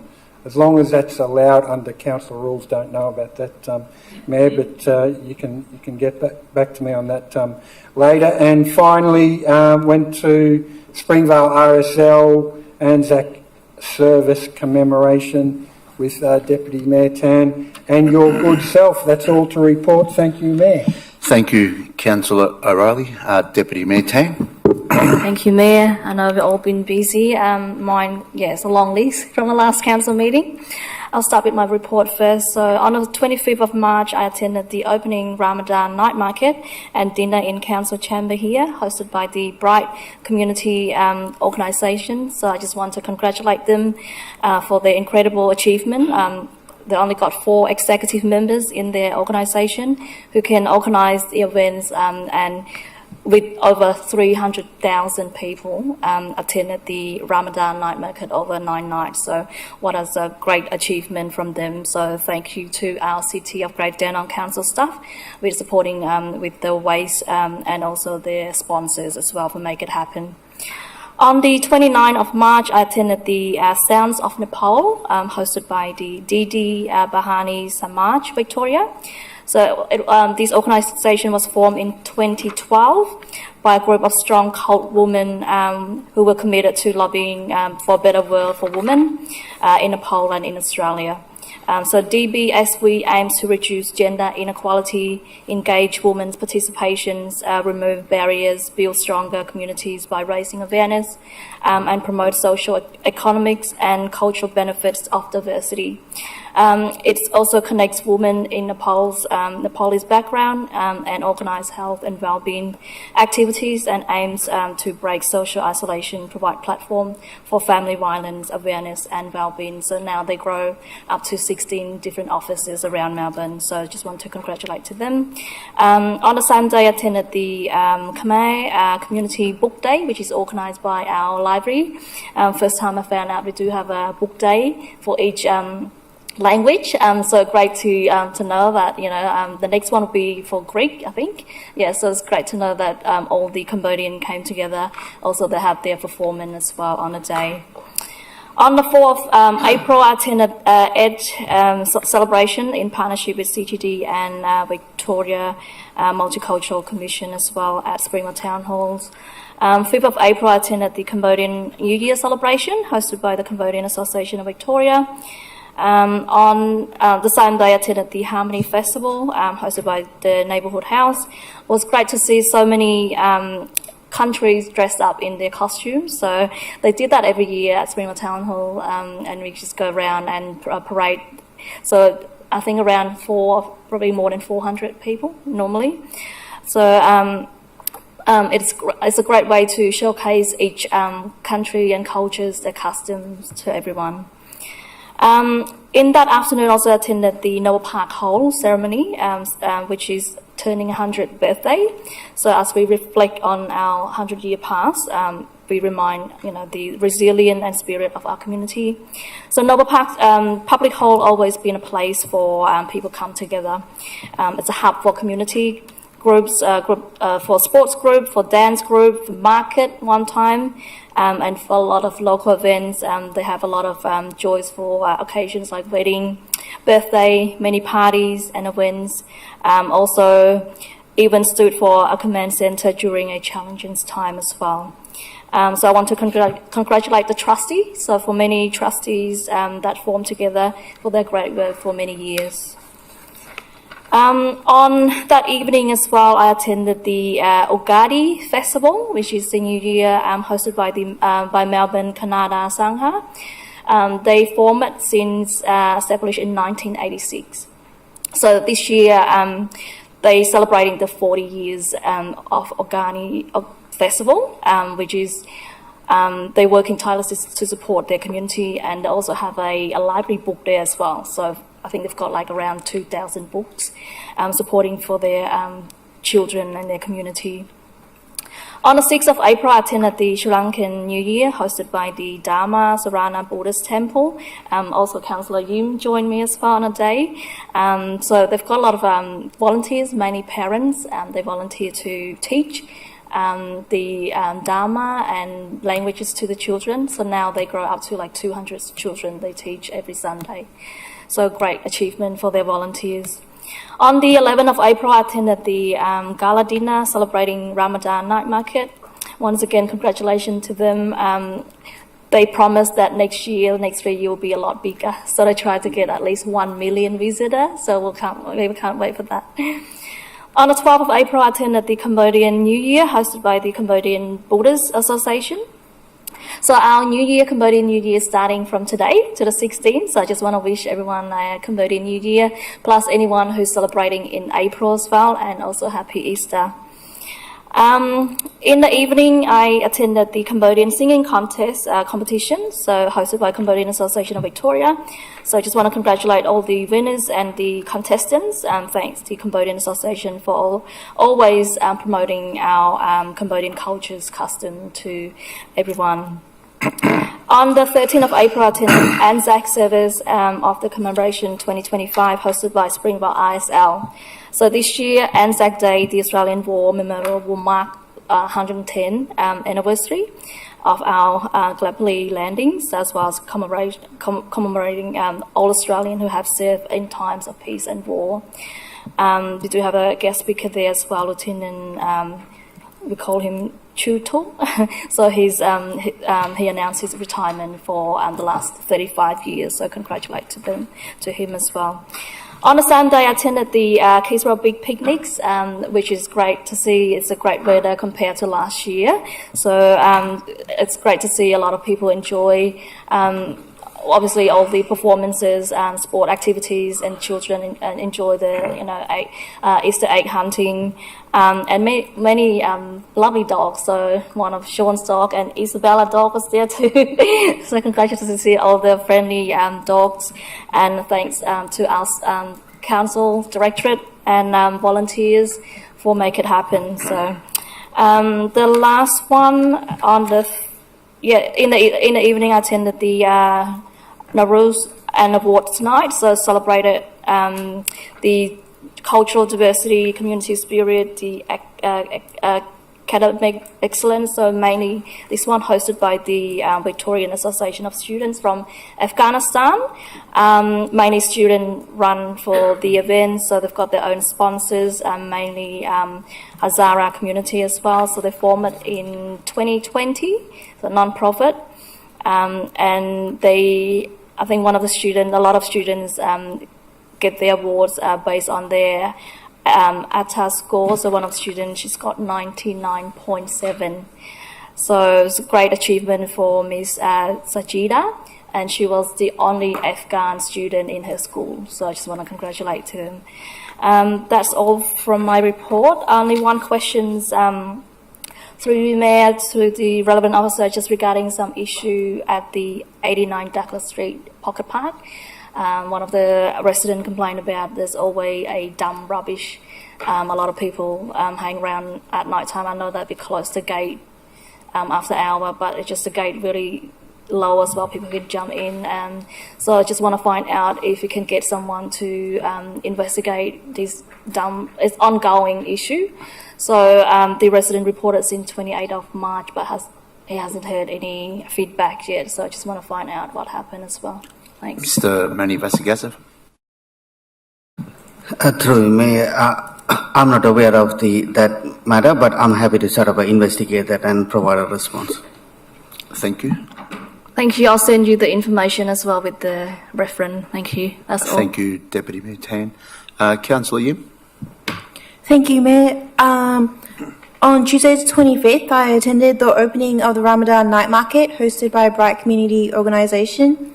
On Friday the 28th, I had a Ramadan iftar dinner at Afghan Mums restaurant. On Wednesday, the 2nd of April, went to the launch for Team Sports for All with Deputy Mayor Sophie Tan and Councillor Lana Formoso. On Friday the 4th, I went to the Eid celebration in partnership with City of Greater Dandenong and VMC with yourself, Mayor, Councillor Sean O'Reilly and Deputy Mayor Sophie Tan. On Saturday the 5th, I went to the Cambodian New Year celebration hosted by the CAV with yourself, Mayor and Deputy Mayor Sophie Tan, Councillors Sean O'Reilly, Philip Dan and Lloyd Trung. I also went to the Noble Park Hall's 100th birthday with yourself, Mayor and Deputy Mayor Sophie Tan. And I also attended fundraising for Queensland Dinner at the Happy Bar organised by Peter Yu. Attended with yourself, Mayor Jim Ahmedi. On Sunday the 6th, I attended the Afghan New Year Festival with Mayor Jim Ahmedi and Councillors Rhonda Garrard. And I also attended the 29th Annual Sri Lankan New Year Festival. And later that night, I went to the Atam Patam Indian Music and Dance Festival with yourself, Mayor, Councillor Alice Fung Le and Isabella Doe. I had 5 servings of Pani Puri and 1 serving of Dahi Puri. On Monday the 7th, I attended the Disability Advisory Committee. On Friday the 11th, I attended the gala dinner celebrating the success of the Ramadan night market by the Bright community with yourself, Mayor and Deputy Mayor Sophie Tan and Councillor Isabella Doe. On Saturday the 12th, I attended the Cambodian New Year at Wat Budharangsi with Deputy Mayor Sophie Tan. Also attended the Eid celebration at the Fiji and Islamic and Cultural Society. And later that night, attended the Cambodian singing competition with Deputy Mayor Sophie Tan. And yesterday, I attended the Kisra Big Picnic. Thank you, Mayor. Thank you, Councillor Jim. Councillor Dunn. Thank you very much, Mayor. I myself was also in attendance at the Sri Lankan New Year event in Dandenong and also the Cambodian New Year ceremony hosted by CAV with various people in this chamber. I just wanted to give a big shout out to Oksana King, who helped organise the Ukrainian art exhibition in Noble Park, and to thank her efforts in hosting and organising the event to bring together artists of Ukrainian heritage from all over Australia. It was a really monumental effort. Just also wanted to comment about the Ramadan night markets that happened recently. I think that's one of the best things to have happened to our community in a long time here. It was good to see some positive coverage about our area, showcasing our diversity and our strength as well. And I've had friends from other side of town coming down to visit, enjoying the festivities as well. I think my favourite part of it was that regardless of who you were or what your heritage was, people came together to celebrate, to laugh together, to dance together, to have a good time together.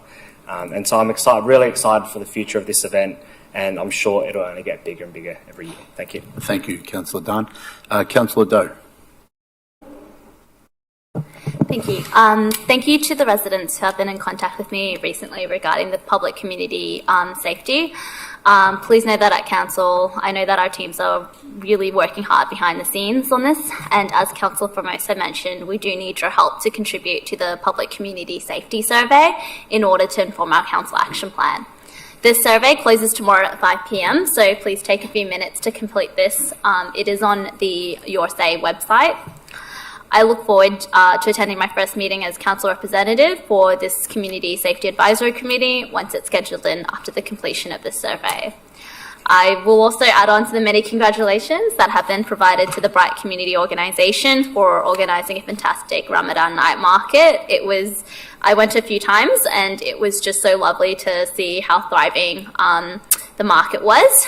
Speaking to some attendees, one was even from Werribee, I believe, and when I asked them if they would make the 2-hour trip down here to go again, they said absolutely they would be back. I would also like to thank our hard-working events team for the success of our very recent Keysborough Big Picnic. As mentioned by Councillor O'Reilly, it was a really lovely event with residents, not just from Keysborough attending, who have discovered a little bit more of the reserve.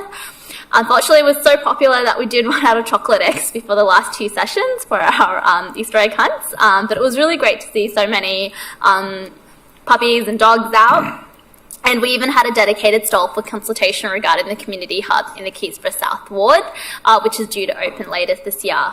We are running a consultation regarding its naming and a separate consultation for the draft community hub's terms of reference and strategic framework. It's a bit of a mouthful, but I do recommend residents not only from Keysborough and Springvale to fill it out, but also our residents also in Dandenong, because this will affect the future Dandenong community hub as well.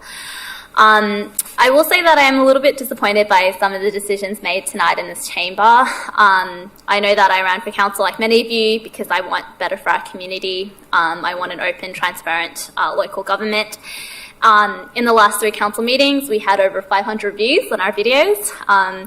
And in our second meeting in February, we actually achieved over 1,200 views. And I will admit, council meetings are not the easiest things to sit through, especially for a resident who's not involved in local government. So I actually genuinely do applaud that number and the fact that we have had so many views. By the way of wanting better for my community, I do say that, like many of you, it isn't just a 4-year term that we have an impact on. It is for the decades and generations to come, because our decisions, our strategies and our actions absolutely have a massive flow-on effect. As I like to say, relatively young person, I do struggle a little bit to understand sort of thinking behind not supporting strategic climate action and resilience through participation, such as through SECA, but these are repercussions our current generations will need to endure, and these are the repercussions our children and their children will deal with. Additional tree planting and tree canopy protection are absolutely great actions, no doubt, but they are just a band-aid solution. I will also provide a list of my activities that I've attended and participated in since becoming a councillor as an appendix in the report. And moving forward, I will look to provide this in a quarterly manner in a list. You can also find reports and updates on my website that I have made and maintained myself, as inspired by Councillor O'Reilly. And you can find up-to-date news at isabellador.com/news. Thank you. Thank you, Councillor Doe. Councillors, I attended the Ramadan night market from the 25th of March to April the 2nd. I attended all 9 nights, and when I was busy on some of the nights, I went after my commitments and really enjoyed myself, but most importantly, I saw our community enjoying themselves. And over the 9 nights, over 300,000 people attended, and it wasn't just the Islamic community there, it was a community from diverse places, not only from Greater Dandenong, but people came from right around Victoria, and it was so pleasing that everybody just came together and just celebrated our diversity. And I think this is really something that from every person that I've spoken to, has spoken very highly and are really looking forward to next year. There's some, we've lifted the bar a lot higher. Some of the people said, watch out Lakemba, Greater Dandenong's coming. So if we can get to anywhere near where Lakemba is, it'll be the biggest event in Victoria. So looking forward to working with the group and making sure that they can deliver this event next year. But big shout out to our staff, as this was the first year, as council staff weren't probably prepared that many people would come, but we reacted really good. All staff who did a great job, and through you, Mr. Forster, if you can pass on my congratulations to all the staff that did help, and also to Mr. Manny Vasagasavam. I'm sure there was a lot of people in your team that supported it, and Ms. Wetherill as well, for supporting the event and trusting the Bright Community Organisation. And I think they proved, I was very positive that they would do it, but when I saw it firsthand, it was a great outcome, and I think everyone in this room agrees. Councillors, I also attended the Children's Advisory Group meeting. It's to elect the 2025 Junior Mayor, who is Aya, and she's from Sirius College. who actually joined me yesterday at the big picnic and made a speech and accompanied the councillors. So it was really good to be part of that, a children's advisory group. I guess they are the future of our city, and I can tell you the amount of children that was in this room, it was actually in this room, we are in good stead for our future because these kids are really smart and really committed to our community. I also attended the VASA annual general meeting. I think it was 33 years. So they do a fantastic job to help our seniors in the Vietnamese community. I also attended a new business. I've been keep on opening new businesses nearly every week in Greater Dandenong since November. Ethnic funeral services in Dandenong South. So it was a pleasure to open that, and they actually looking after the different ethnicities in our community. I attended the Eid al-Fitr Chandrat Festival at Gloria Pike. It's a great event, actually. They have many stallholders, and I think most of them are women, and they're just small business entrepreneur women who do little small jobs, and they probably only do it once a year, but they come together, and it's been very, very successful over many years in Greater Dandenong. I also attended the Voices of Survival, the Hazara Story of Resilience and Hope, hosted by the Federation of Hazara Council of Australia, who are doing a good job and always hosting something in our city. And I've been visiting them now for a couple of times over the last 12 months, and it's good that they're doing a great job. I also attended the Eid al-Fitr Eid breakfast, the Sri Lankan community. I would like to take this opportunity to, all the people who did celebrate Eid, happy Eid, and we had so many different functions that I attended, and also the councillors through Ramadan, which was good as well. I also met also with the RAP reference group, consultation, meet and greet group, who do a fantastic job at council. Again, Lee Talamas, in conjunction with the VMC and also the City of Greater Dandenong, had an Eid celebration at Springvale Town Hall. I think it was about 400 people who attended, and it's great to see that they had so many different religious leaders speak at the event. I think there was about 5 or 6 of them from all different religions, and it was great to see that, Mr. Lee Talamas bringing everybody together. And it was good that the City of Greater Dandenong could support them along with the Victorian Multicultural Commission. I also attended many New Year celebrations. Happy New Year to all our different nationality, different people who celebrate New Year at this time of the year. One of them was the Cambodian New Year celebration at the CAV. Also attended the Harmony Festival, Springvale Neighbourhood House. My God, if you're looking for some colour, you should attend that event. Like Deputy Mayor Tan said, there was about 400 people at the Springvale Town Hall, and they are mostly seniors in our community, and they are always very happy when I see them. So it's a great event, and it's been going on for many, many years now, and the Springvale Neighbourhood House really know how to put on an event. I also attended the Round 1 Sponsors Lunch, Springvale District Football and Netball Club. As Councillor O'Reilly said, it was the first time that they've ever had the football game on and the netball playing at the same time, and there was hundreds and hundreds and hundreds of people, maybe even in the thousands, Councillor O'Reilly, but it was great to see the Springvale District Football Club and Netball Club have that program on the same day. I also attended the Noble Park Public Hall ceremony where they turned 100. That is a fantastic event. The trustees still run the place, but have given now the management rights to council. For the last 20 years, City of Greater Dandenong manage the hall on behalf of the trustees, and the hall is owned by the community and always has been owned by the community. I also attended the Ahmadiyya Muslim Association, which was in Thomas Street only a few weeks ago. We granted them a permit, and it was good to see that they quickly opened their doors as soon as they received their permit, and had a lovely dinner for many, many guests there, and that was their inaugural event at the Ahmadiyya Muslim Association in Thomas Street. I also attended a charity dinner party for Cyclone Alfred to raise funds for that appeal. Dandenong City Soccer Club hosted 89 female teams. I think they're in their second or third year, and to have 89 female teams participate over a weekend, I put my hands together to the people who organised that event, and they tell me next year they're going for 100 female teams that come together and play over a weekend. So congratulations to the people at the Dandenong City Football Club. I also attended the Afghan New Year Festival right here in Dandenong Park.